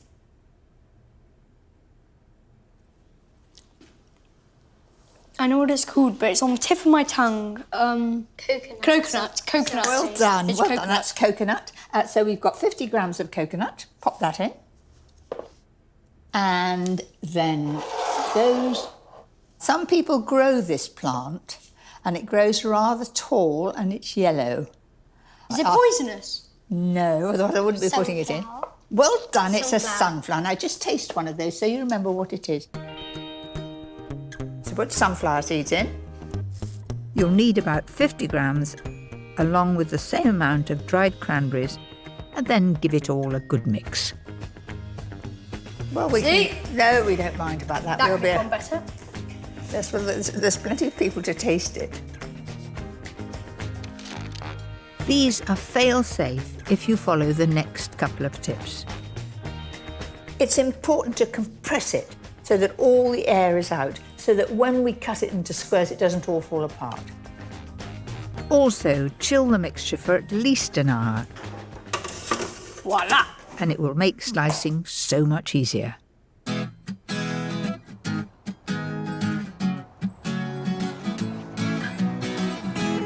Come on, son.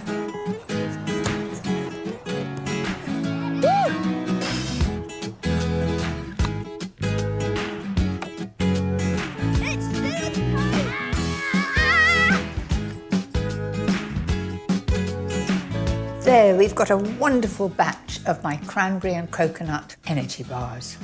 I can hear from the noise outside. They are playing hard. They'll love these. Look what I've got!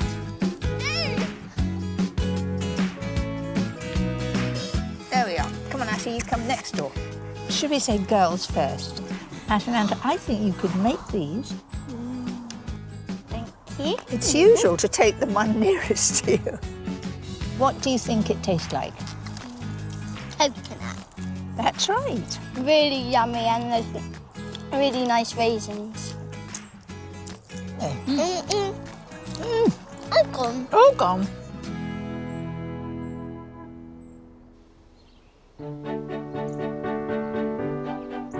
My final two dishes are perfect for a family Sunday lunch, when you don't want to spend all morning in the kitchen. A sumptuous butterflied roast leg of lamb, followed by the ultimate foolproof pudding. So here is my boned leg of lamb. Now, at the moment, it looks like a leg, but when you open it up and you take out the two bones, it vaguely looks like a butterfly. But what have you got? Real lean meat inside. And when you marinate it, then roast it, you just take slices, so easy to carve.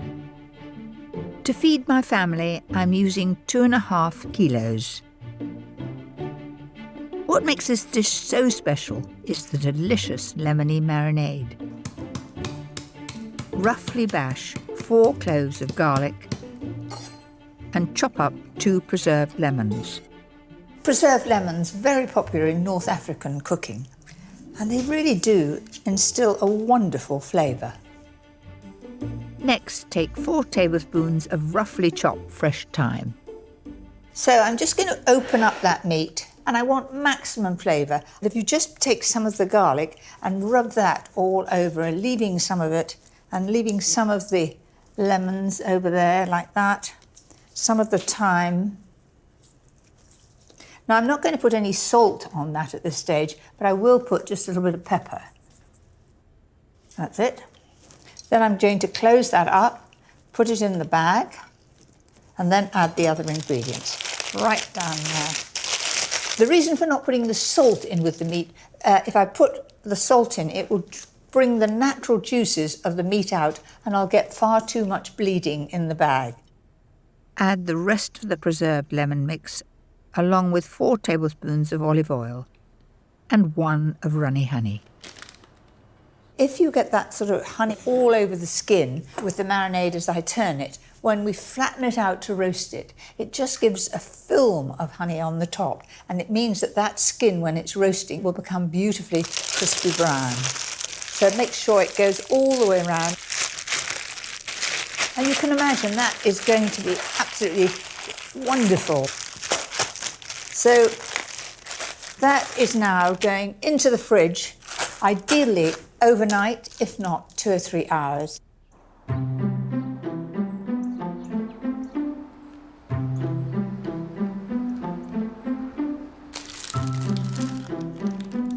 So there's the lamb, and tuck any of those bits of garlic, the lemon, put it underneath so the flavour comes right up into the lamb. So into the oven. Cook at 200 degrees fan for 35 to 40 minutes. What will really bring your lamb to life is the lemon salsa. Mix 4 tablespoonfuls of parsley with 2 chopped preserved lemons, a clove of crushed garlic, and 2 tablespoons of fresh thyme. I've got 6 tablespoons of olive oil to go in there and 1 of honey. Why am I not adding vinegar? Because of course a lemon is acid and it's taking the place of the vinegar.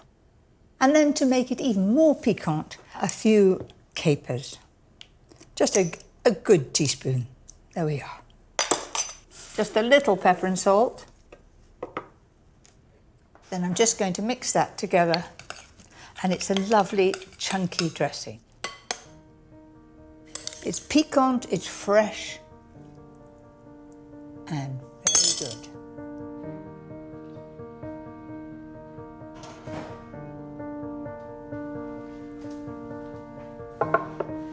That looks magnificent. Cover with foil, leave to rest for 10 minutes. This will keep the meat juicy and tender and make it easier to carve. So remember, this had 35 minutes and it is pink in the middle, but another 5 or 10 minutes in the oven, it would all have been well cooked, so just up to you.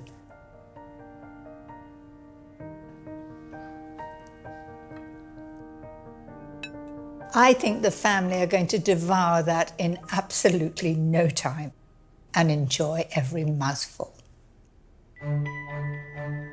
Now for a truly delicious dessert to finish off the meal perfectly.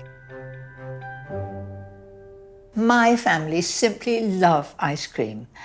They'll have it at any time of the day, and this one is dreamy and simply scrumptious. But good news, it's incredibly easy to make.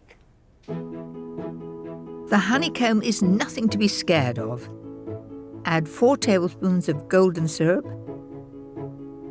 and 150 grams of caster sugar to a deep saucepan and place on a low heat. Then I need to stir that and just do it very carefully until the sugar has dissolved. You'll know when it's done when there's no grit at the bottom. Now allow the mixture to bubble until it turns a golden caramel colour.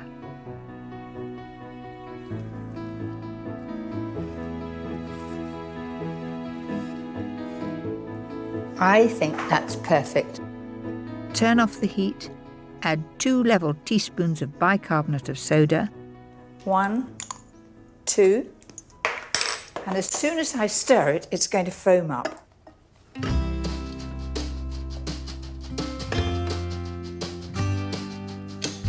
That's it.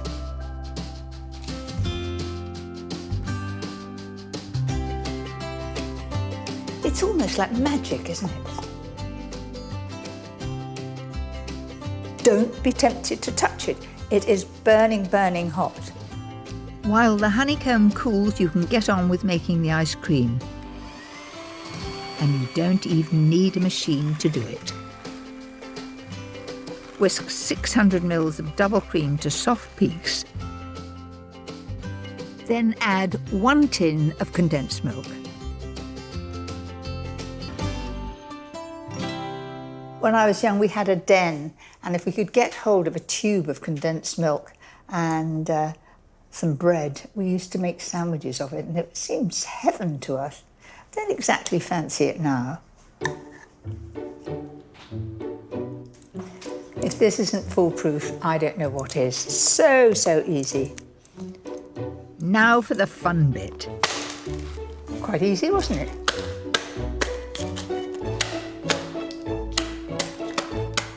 Looks as though I'm really strong. It's taking absolutely no effort whatsoever. Set a third of the honeycomb aside and fold the rest in. If you like, you could also use nuts or chocolate chips. Simply freeze for 6 hours or overnight. Top with a honeycomb or any sweet treat you like. And voila, it's done.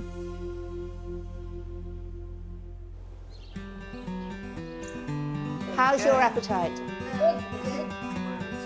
So there you go, foolproof recipes to cook for the whole family, time and time again. Louis, what do you think about the lamb? It's very good and very tender. There's none on his plate, so he must have liked it. Guess what's for pudding? Hokey pokey ice cream. Correct.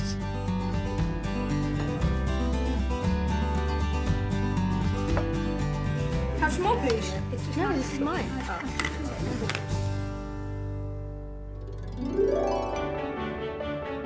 Next time, it's my foolproof recipes for busy days. Maybe I should have chosen a bigger spoon. It really is absolutely delicious.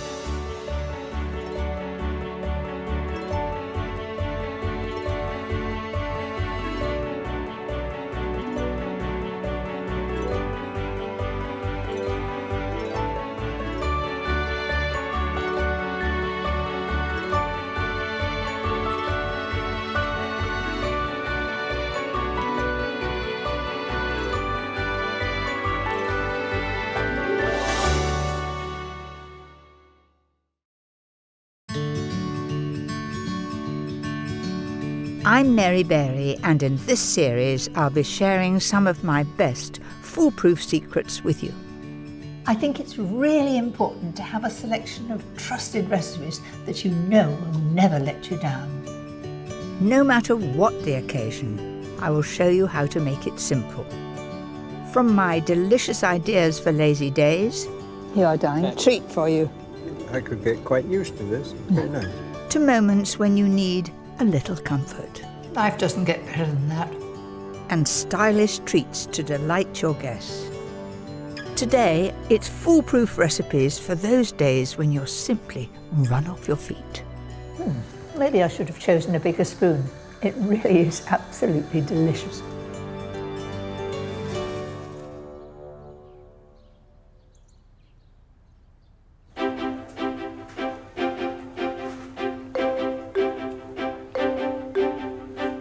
I've always been a working mum, and as time goes by, I get busier and busier.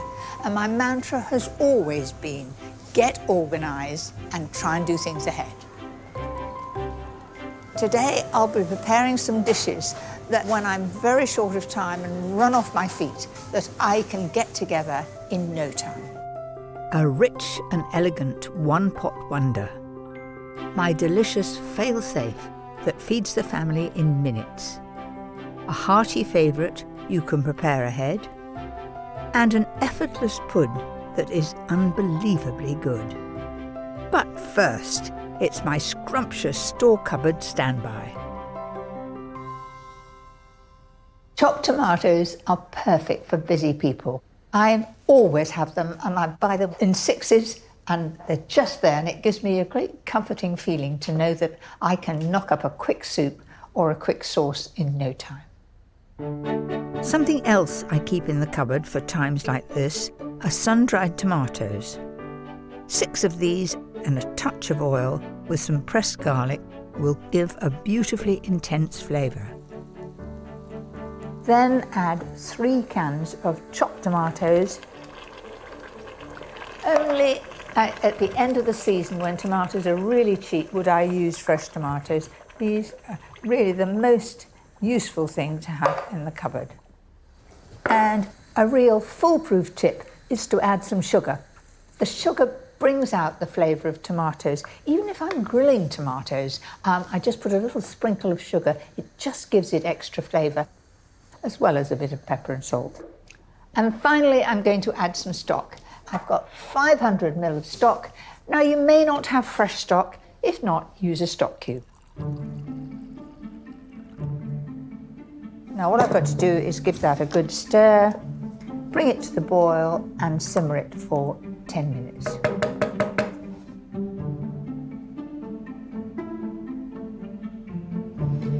Then give it a quick blend until it's beautifully smooth. That's it. I've managed to get none of the tomato on my shirt. Some milk and double cream will make it lovely and rich. If you want it less rich, put all milk in. If you want it very rich and special, all cream. Look at that colour. It's most tempting. Maybe I should have chosen a bigger spoon. It really is absolutely delicious. To finish, a generous swirl of fresh pesto. So there you have it, my 10-minute delicious tomato soup, all from ingredients from the store cupboard. Perfect for a busy day. That's just so quick to make. But if you have lots of hungry mouths to feed, there's another foolproof favourite that always springs to mind. I can remember, sort of back in the 60s, when pasta was something quite different. People were a little bit shy of it. You think how often we have pasta now. This, I reckon, is only going to take me 15 or 20 minutes. So let's see. To start with, I'm going to take 1 onion, which I've chopped just roughly, and I'm going to cook it with the pasta. That means you don't have an extra dish, and onion that is boiled is delicious. We always fry it, but cook it alongside pasta and it gives a really good flavour. This works for any pasta dish. Today I'm using penne. And I like it cooked al dente, so it's just got a little bite to it. That can take care of itself while I get on with the bacon. Use smoked to make it even tastier. I've left the fat on the bacon. I'm using a non-stick pan, so I don't need to add any extra oil. And I'm going to keep an eye on it.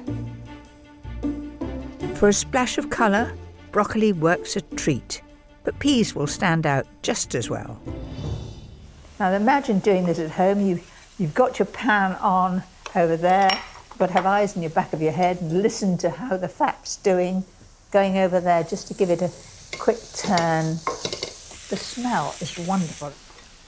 Now, I've got this stalk, and you know, I really can't throw that away, and I'm not making soup at the moment, so I'll tell you what I'm going to do.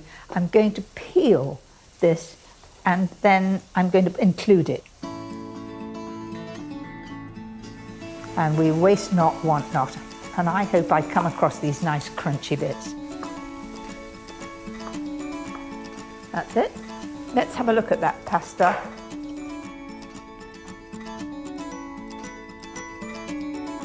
There's still a bite in it. It's still very al dente. I reckon that has just 2 minutes to go. Just enough time to cook the broccoli. All in one pan, saves on the washing up.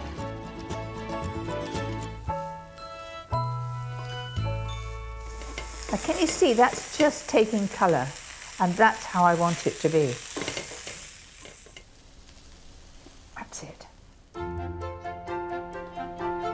A clever way to keep the broccoli vibrant is to give it a quick rinse in cold water. Now add the pasta to the bacon so it can take on that lovely smokiness. I love the bright green of the broccoli and then the little sparkling jewels of tomatoes.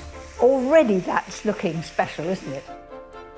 Bring it all together with a carton of basil pesto, shop bought of course, when time is tight. It's a matter of getting everything really piping hot, but it does look so tempting. All these lovely colours. Now you think this has got no sauce to go with it. It's all done in 2 pans in a very short time. A scattering of toasted pine nuts and Parmesan shavings finish it off. So there you have it, my expressed bacon and pesto pasta. Perfect when you're in a hurry, and a lovely dish for the family supper.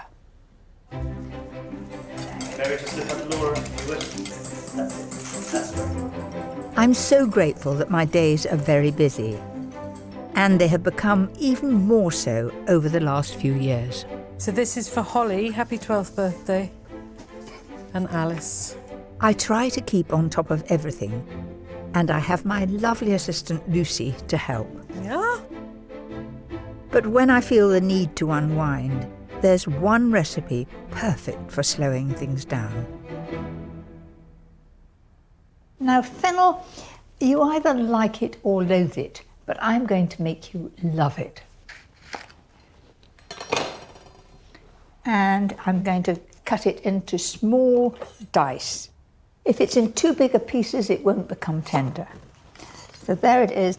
Some people take out that middle a bit there, but I'm not going to. I find there's no need, and it becomes a little more crunchy than the outside.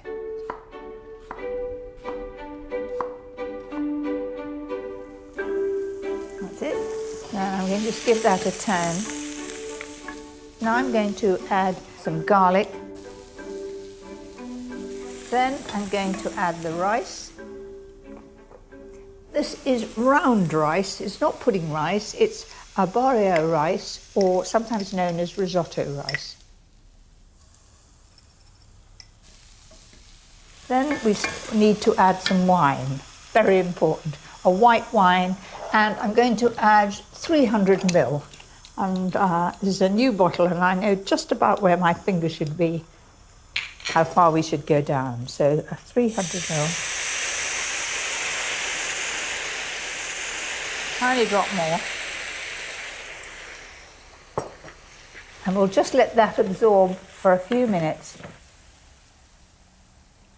I've got here 750 ml of fish stock. It could be vegetable stock. My foolproof tip is to make sure the stock is really hot. I'll give it a stir. The rice will absorb it much quicker and it won't overcook. It is important to add it little by little, and the total time from when you start adding the stock, it will be about 20 minutes. Slowly, carefully, and make sure it's all absorbed. This is the bit I find very relaxing, perfect after a busy day. Now, can you see now that's thickening up?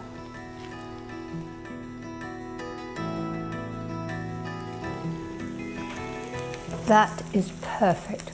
There's still a little bite into it, but I've got other ingredients to add, and it'll need a few more moments longer.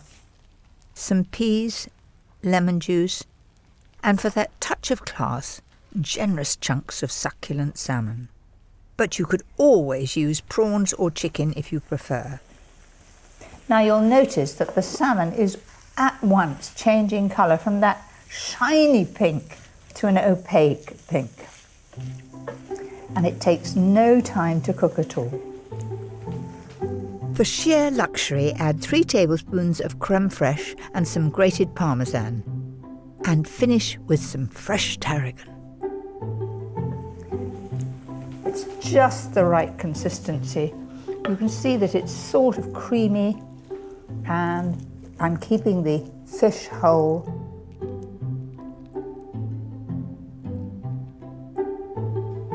To crown the glory, a little bit of pea shoots.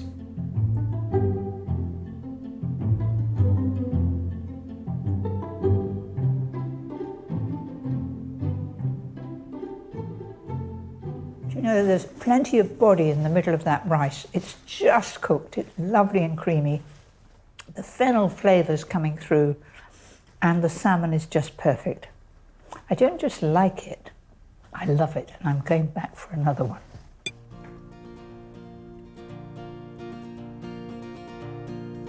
Not bad. For me, nothing beats the convenience of cooking fresh veg straight from the garden. But we don't all have the time or space to grow our own. But there is a way to get seasonal veg delivered to your doorstep, and you don't even have to write a shopping list. I've come to Coleshill in Wiltshire to meet Sonia, who runs one of over 600 veg box schemes that are growing in popularity up and down the country. So you're growing all different vegetables. How many do you grow? Probably throughout the year about 70, and that obviously includes some fruit as well. But we need to get a range of vegetables to go in the boxes just to keep people interested throughout the year. Let's go and see what we can find then. So these are borlotti beans. Do I have to feel whether the beans are inside them before I pick them? Yes. The pods look awful, but the beans inside, if you look at that, they're just like little birds' eggs. Oh, they're they're- beautiful, aren't they? Aren't they? Mm. What do you suggest people do with them? Okay, well, obviously you've got to pod them. So you're just going to use the beans. Boil them for at least 30 minutes. And then once they're soft, I would put them into something like a nice tomato sauce with maybe some green beans as well, and some seasoning and basil and garlic. Or you could do, if you want to be really adventurous, you can make a borlotti bean hummus. That's what I would do. I'm tempted. Yeah. This is certainly a fun way of getting veg you might not choose for your weekly shop. So these are all Romanesco. It's a cross between two different vegetables, isn't it? That's right. It's a cross between broccoli and cauliflower. And in fact, it translates as Italian cauliflower. That is sheer beauty, Isn't it? It's Yeah. like a little mountain of cauliflower, isn't Yes. it? Yeah. So what do you like to do with it? Well, you can roast it whole. It really brings out the flavour. It's a beautiful nutty flavour with some spices and things. So there you go. Look at that. Within minutes of being picked, today's selection is being boxed. They've got some nice romaine lettuce, so they'll be having Caesar salad, I'm sure. Absolutely. And as if I didn't have a busy enough life, I've now become a delivery woman. Hello? Hello. Oh, There's your hello. veg box. Oh, excellent. So what's the best thing about the vegetable box? As a working mum, it's very easy just to feed your kids, you know, peas, carrots and broccoli, because you know they're going to eat it. And having a box like this definitely makes their vegetable eating more varied. And it must save you time not having to go shopping, make those lists, find the stuff. It's one less thing to worry about, absolutely. Well, you enjoy it. Thank you very much, I will. So a delivery can certainly make your life that little bit easier. But if you're wondering what to do with all this wonderful veg, I've just the thing. Most people just do cauliflower cheese, but I'm going to do roasted cauliflower. And all I'm going to do is take all the sprigs off and roast them in a little olive oil.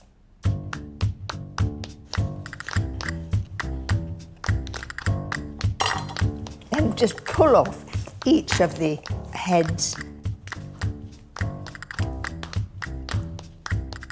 They want to be sort of about that size. And if you want to split them, just take a knife like that and then pull them apart and they'll hold together like that. To get the perfect roast, coat evenly in a little olive oil. You could do this in a bowl, but on the other hand, somebody's got to wash up the bowl, and we're all in for saving time.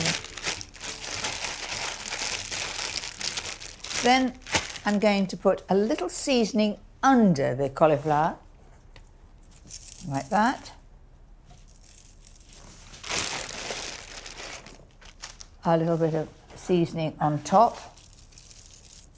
And it's nice to use sea salt because you get a bit of crunch. So nothing could have been simpler than that. All it's got to do is to roast now, and that wants to go in a really hot oven, a fan oven 200, and it'll take about 30 minutes. While the oven works its magic, I'll show you the quickest dressing imaginable. Lemon juice, olive oil, seasoning, and a few capers. I love capers, they seem to go very well with cauliflower. Then some chopped parsley, and just whisk that together. That's the dressing, really very easy. For me, it's just a little on the sharp side. Maybe you like dressings sharp, but I like them a little on the sweet side, so I'm going to just add a little sugar to that. Just caster sugar.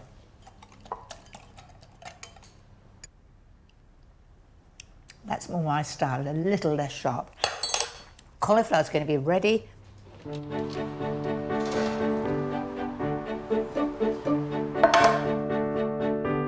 coat the roasted collie with the dressing.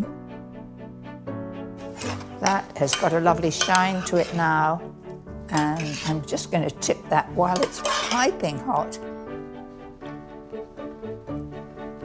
Doesn't that look gorgeous? Something totally different, very quick to do, and oh so simple. This is so good, I love it on its own. But if you're making the family supper, why not try it with these, which can be prepared ahead to make life easy. First of all, the stuffing. Take 350 grams of sausage meat and liven it up with chopped thyme, parsley, lemon zest and parmesan.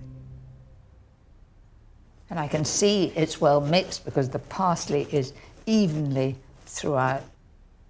So I've got the chicken thighs here. Now you can buy chicken thighs without bone-in. In some regions you may find that you have to have it with the bone-in, so I'll just show you how easy it is to take that bone out. There it is in the middle there. So if you just do even strokes down either side of that bone,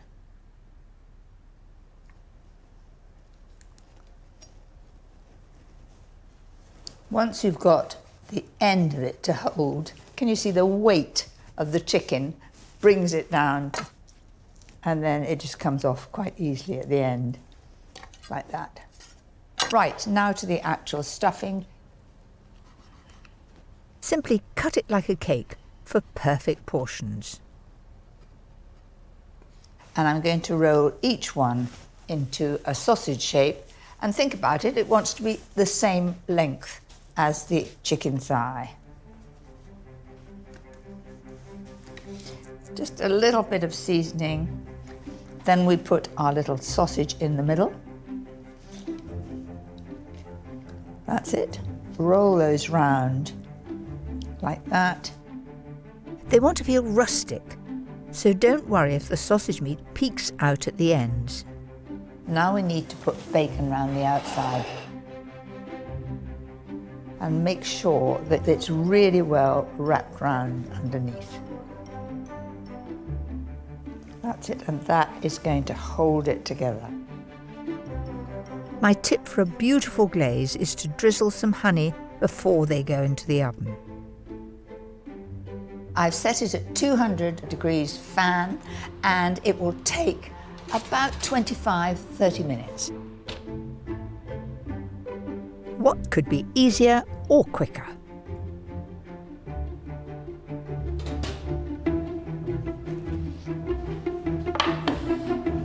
I'm well pleased with that. Gorgeous colour. You know, looking at all of those, we always have sort of beef burgers in buns. Wouldn't that be absolutely delicious in a bun? I think I'd really enjoy that. Perhaps a bit of chutney underneath. And look how a wonderful colour that bacon's become. It looks very special. You can prepare it ahead, and gosh, it's good to eat.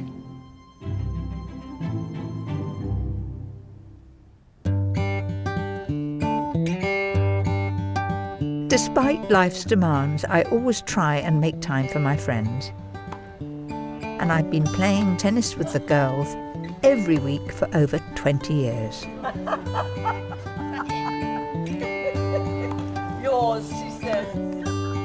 This really helps take my mind off my busy schedule.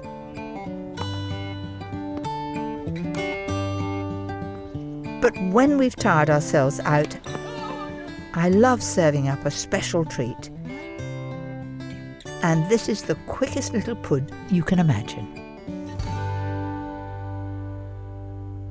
On a very busy day, you may think no time to make a pudding or indeed a biscuit, but I'm going to show you a pud that's so delicious, so quick to make, and absolutely foolproof. For this guilty pleasure, you'll need to dissolve 100 grams of caster sugar in 600 ml of double cream. Yes, double cream. It's a luxury pud, this. Now for the fruity bit. The juice of a lime and 5 passion fruit. Use a lemon if you prefer. You know, passion fruit is something that's become more and more popular as the years go by. To begin with, I was very shy of it, but I absolutely love it now. Whiz that for a few seconds. Here we go. It will crush the seeds and give a gorgeously intense flavour. And then with a spoon, just push it through. It goes through like lightning. Right, now I'm going to have a look at that cream. For a lovely smooth texture, there must be no trace of sugar. So in goes the lime juice and then the passion fruit juice. Give it a stir, and as you do it, you see it is thickening. It's a reaction of the lime thickens the cream instantly, and the passion fruit also helps too.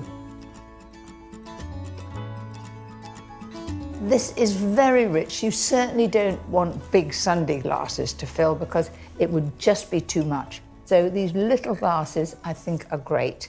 They need to go in the fridge for 3 to 4 hours to set firmly. See, there's a real wobble now, and I'm going to make a special, very quick biscuit to go with them. First of all, a little flour on the table. Roll out half a block of all butter puff pastry. And I'm aiming to get this about 8 inches across. Don't panic if it starts to stick. Some cling film will save the day. And keep rolling until it's really, really thin. Imagine you're making something like millefeuille. That wants to be just as thin as this too. And because puff pastry rises in flaky layers, you'll get a really crisp, thin biscuits. That's it. Now, I want to have squares of 4 inches. So to get a square, you just fold it over like that. Okay? And then another square on the way down. Like that. And like that. And then for my triangular biscuits, you just cut each square into 4. Nothing could be simpler, could it? For a delicious topping, just brush with egg white and sprinkle evenly with a mix of lemon zest and sugar.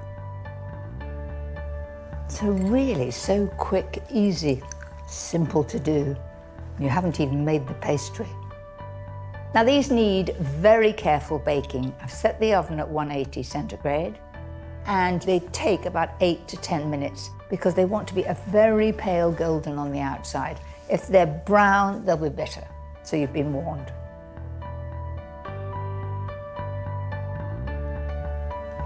Very steady hand, and they've set.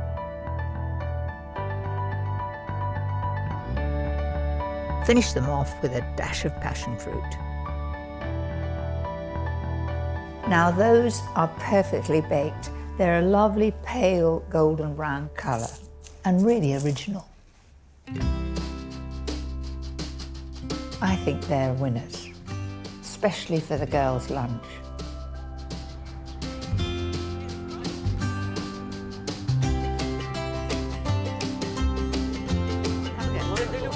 They do look pretty. Yummy, as my grandchildren would say. They're absolutely glorious. To the winner. Cheers. To the winner.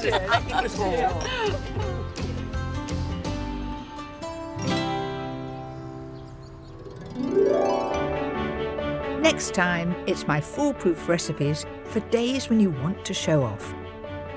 It's absolutely delicious, very summery. There's absolutely no calories in here whatsoever.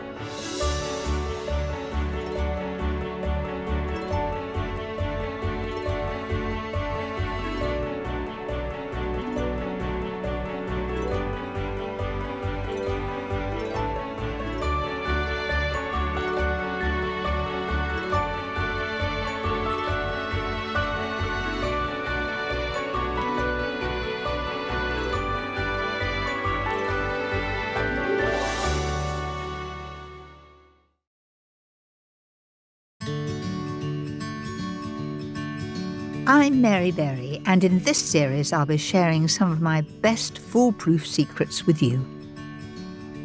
I think it's really important to have a selection of trusted recipes that you know will never let you down. No matter what the occasion, I'll show you how to make it simple. From my delicious ideas for lazy days. Here, darling, treat for you. I could get quite used to this. It's very nice. To moments when you feel like something a little comforting. And scrumptious goodies to thrill the family. That's the best thing I've had all day. Today, some of my favourite dishes, perfect for a party. There's absolutely no calories in here whatsoever.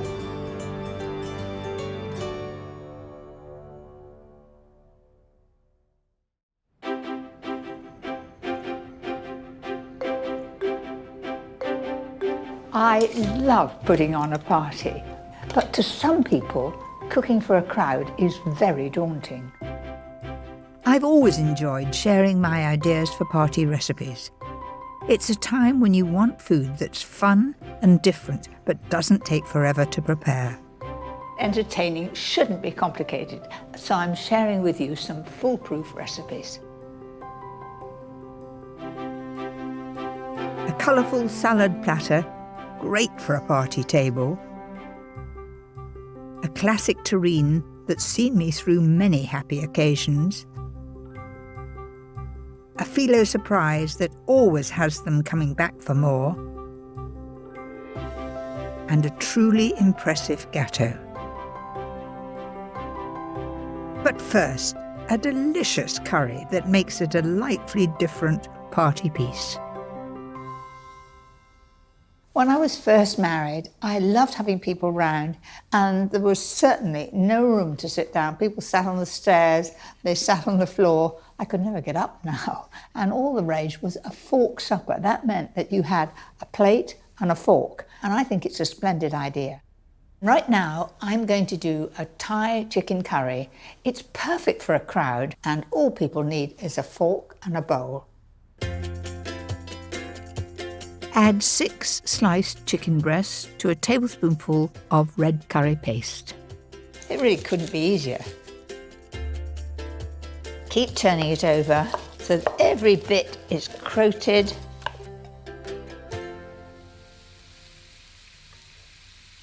The heat releases all those lovely spices and it'll help to flavour the meat. It also helps to give the meat a nice colour. When all the meat's sealed, put it to one side and use the same pan for the sauce, starting with 2 sliced onions.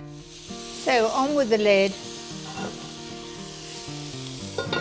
I'm going to turn the heat down and I'm going to leave that to cook in its own steam until it's become really, really tender.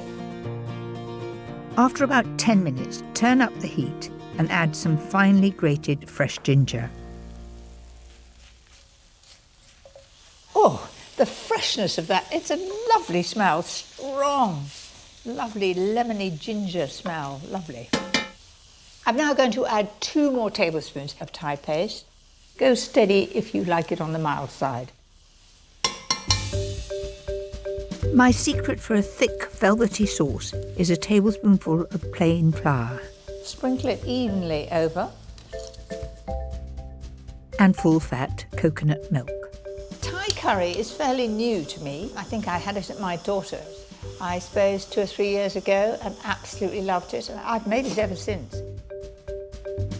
For those special Thai flavours, I'm adding kaffir lime leaves, the zest and juice of half a lime, a tablespoonful of brown sugar, and the essential fish sauce. I must say, when I first heard of fish sauce, I didn't like the idea at all, but it really brings out the flavour and is part of what you expect in Thai food. And of course, lemongrass. Just bash it with a rolling pin. Now, the sort of rolling pin I have is a wooden one, which is ideal for it. Don't do it with a glass one.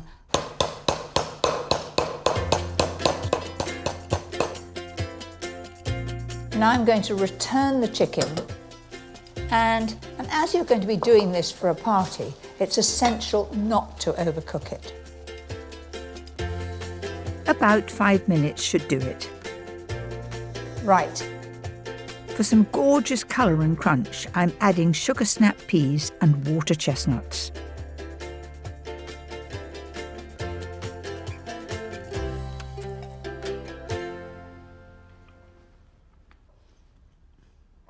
It's awfully good.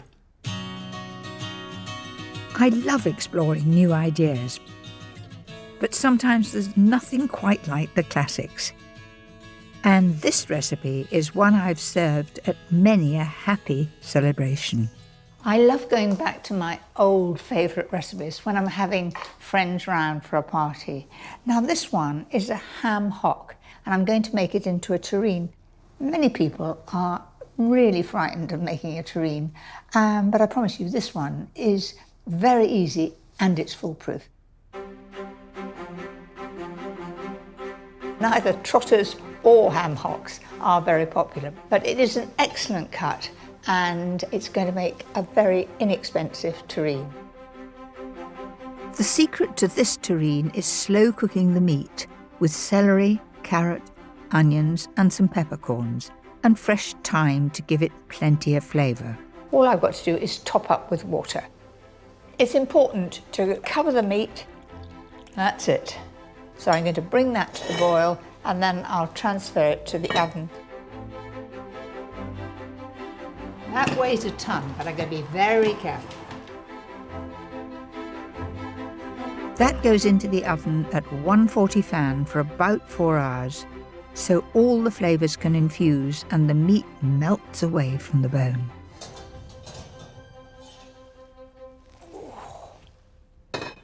If the smell's anything to go by, it's going to be wonderful. Oh, it's soft and it's absolutely falling away from the bone. That's exactly what I want.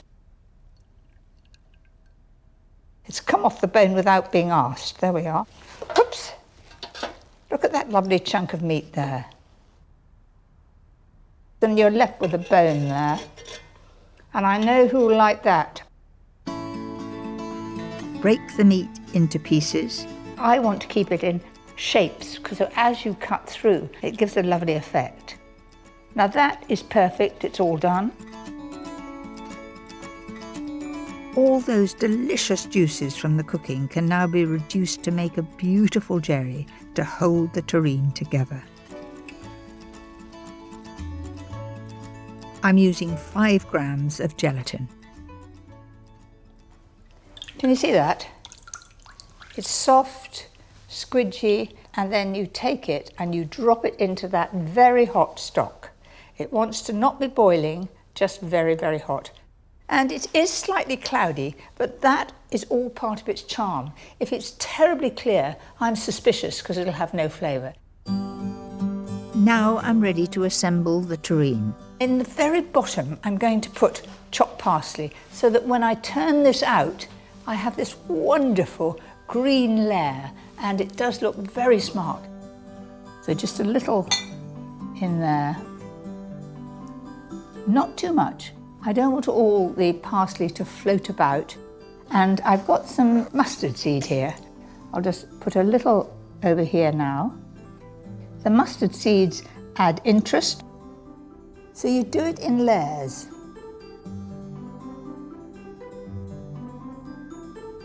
Make sure you ladle the stock on every layer. It will fill all the gaps and hold everything together when it's cut.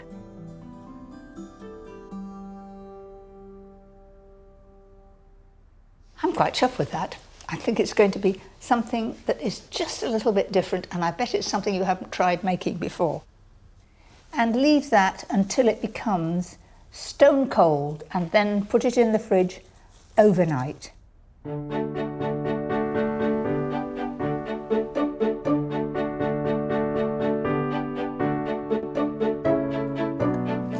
think it's coming away quite easily. It should do with the cling film all around it.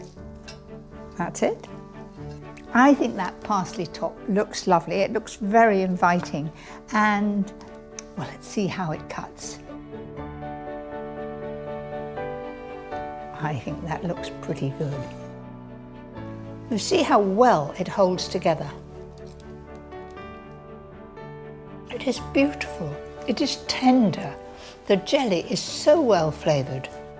I'd rather have that than just plain cold ham any day.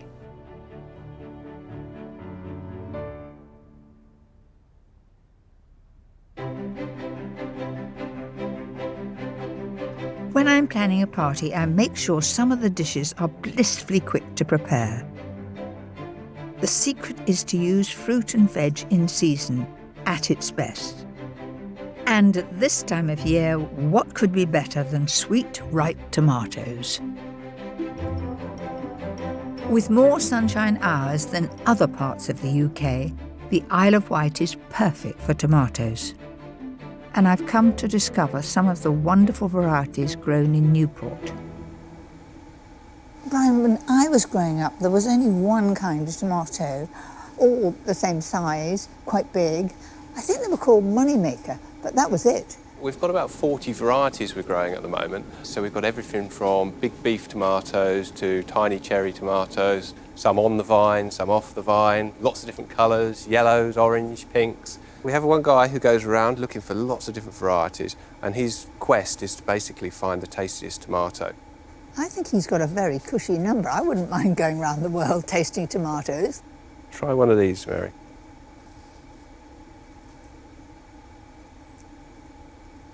That is perfect for me. Good. It's full of flavour, it's beautifully sweet, and I feel it's doing me an awful lot of good. Would you like to have a look at the tops of the plants, Mary? Yeah, why not? Do you know, I thought I was going to have to put my leg over theirs, and you've got longer legs than me. So up here. Yep. Yeah. Oh, good thing. You couldn't get a big person in here, could you? Shut the gate. Now, this is very safe for your workers, isn't it? They can't fall out into the tomatoes. Going to go up now. OK. Third floor, please. These plants grow to a staggering 13 metres high. Shoots are removed weekly, allowing the flowering tops to take in all the glorious sunshine.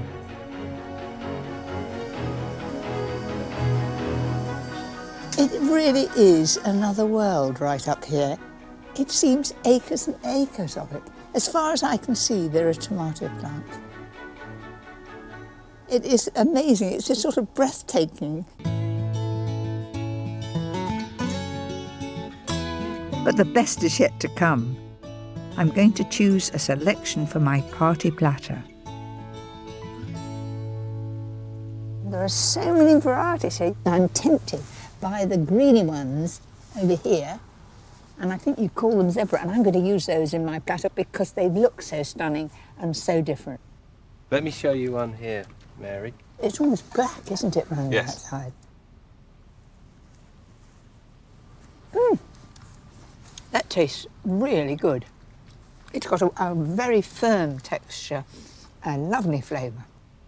Those yellow ones, I'm very tempted in the front. Are they cherry yellow or something? They're a yellow cherry type, yes. Have a taste of this one.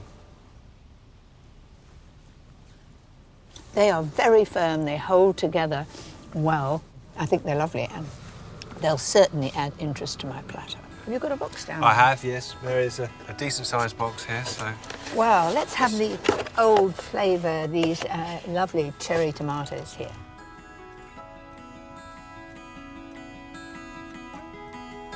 I've got a really colourful, magical spread of tomatoes, lots of variety. And a glorious harvest for my next recipe. As simple and fresh as it gets. Perfect for a celebration. Just look at this selection of tomatoes. The colours are spectacular. It's amazing how in many vegetables we're turning to different colours. If you're preparing it ahead, don't put salt on the tomatoes, because if you do, it'll draw out all the moisture and you'll be left with a pool of liquid underneath.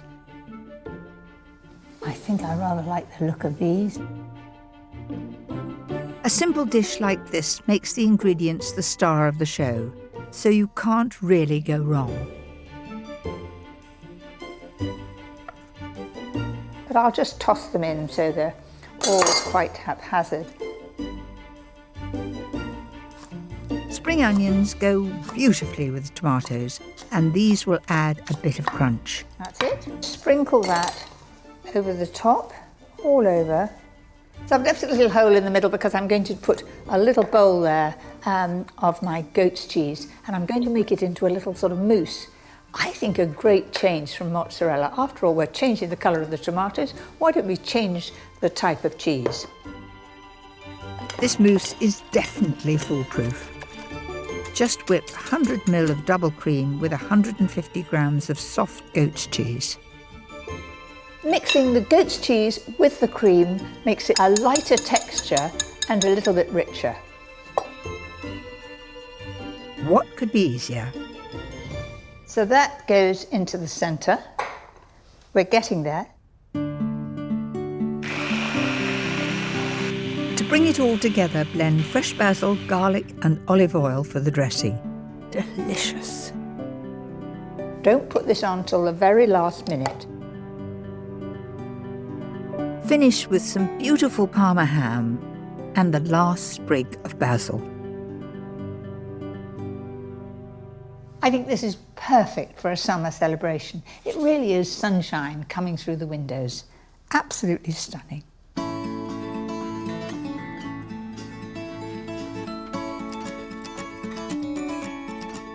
Whether I'm laying on a spread for a few or scaling up for numbers, I've always loved a dish on the table that's just a little bit different.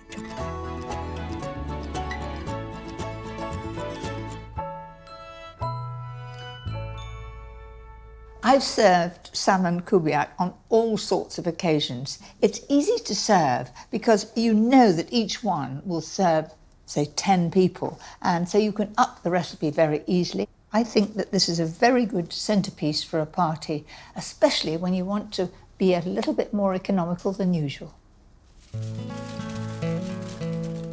Start by baking 500 grams of salmon at 180 fan for 15 to 20 minutes. And while that cooks, I can get on with the rest of the filling. Lightly fry onion, crushed garlic and chilli in a little butter, and add sliced mushrooms. Then add the zest and juice of half a lemon to some cooked rice. The smell is great, beautifully garlicky.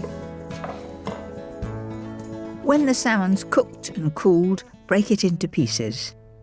Can you see, as I put my knife in it, it is just beautifully done, just as I want it, and there's plenty of moisture there.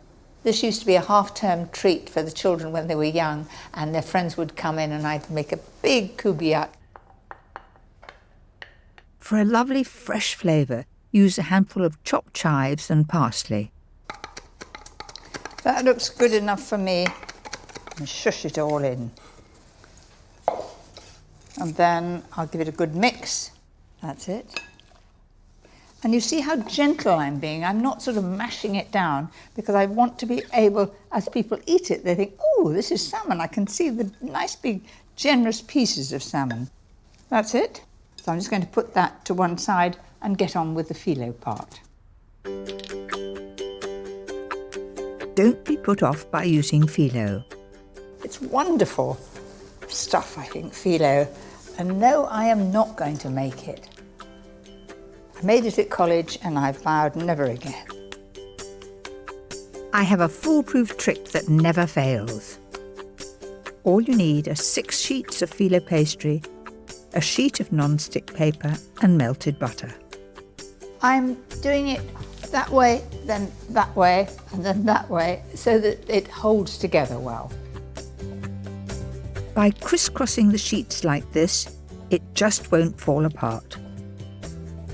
So that wasn't too difficult, was it? Now for the salmon and rice filling. A kubiak traditionally is high, so we're going to mould it with the hands, first of all, like this. that. Take this end up here and fold it over. And with the aid of the paper, I'm going to turn that over, give it a push. And you want to end up with the join underneath. That's it. For a perfect crispy golden brown finish, bake at 180 fan for 30 to 35 minutes.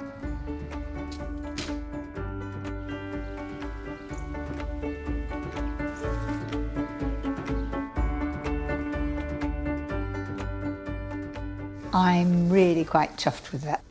I love the way it rises in flakes. It looks most tempting. The wafer-thin pastry all the way around, and a mass of that glorious salmon, herbs, chilli and rice. It just looks tempting.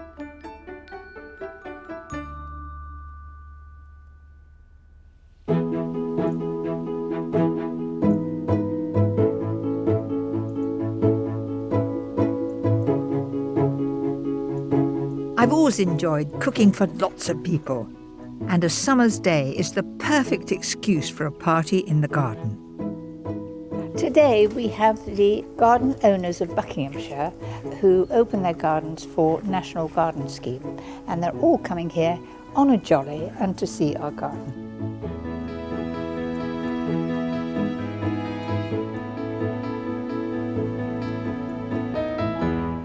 So a great welcome to all you owners of gorgeous gardens in Buckinghamshire.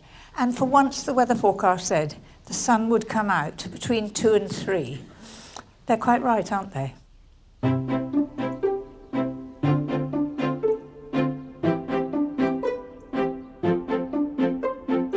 Every party needs something grand as the finale, and I've got a big, bold and beautiful cake.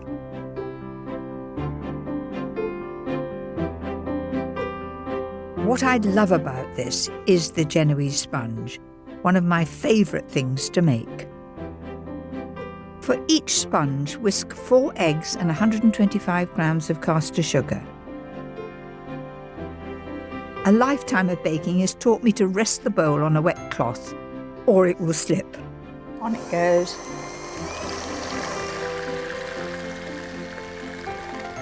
If it's pale, light and fluffy, it's done. That's about right. When I write an M there, I can just see the M and it quickly goes down. Did you notice I was moving the whisk around? If you stand still, the outside won't mix very well. Follow exactly as I've done and you'll make a good Genoese sponge. Well, so far so good. Now slowly add 125 grams of self-raising flour. And folding in is going round the outside and cutting through the middle. Outside and cutting through the middle. You'll need to be gentle to keep the air in and make your sponge lovely and light. It's adding 50 grams of cold melted butter that makes this a Genoese.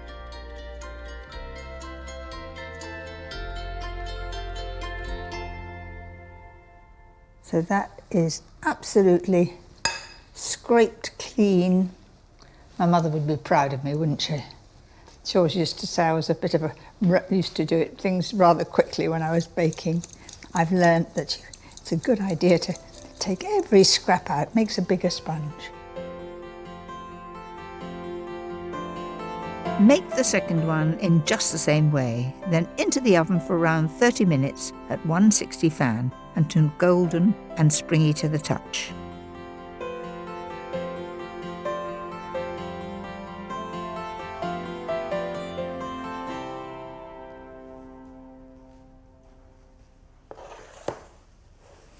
How about that then? They look perfect.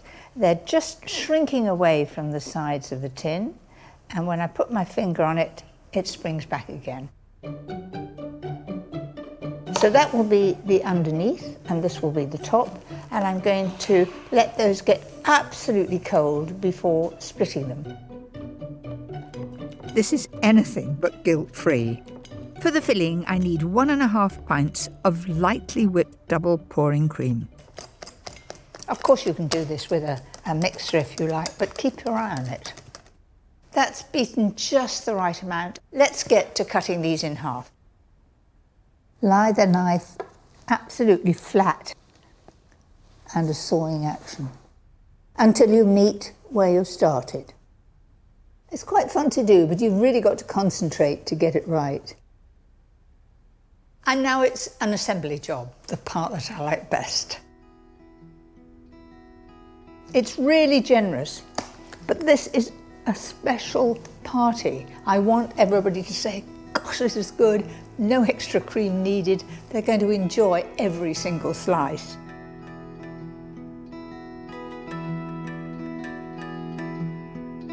I'm adding blueberries, raspberries and blackberries. But keep clear of the larger fruits, which will need cutting. Push it down so the cream that I've put there comes up between the fruit, and when you cut it, it does look very good. Then 1/3 of the cream again.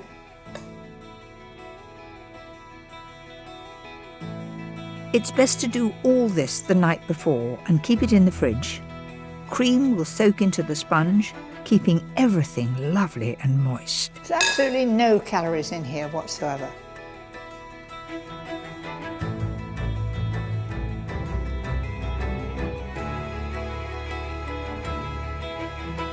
And some blackberries.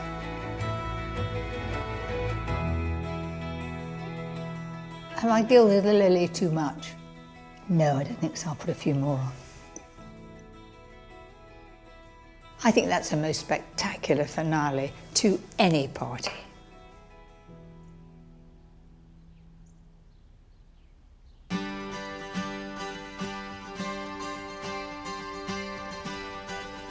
There we go.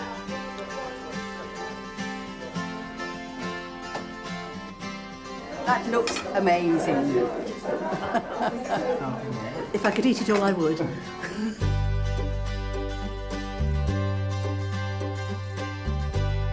I love having a crowd.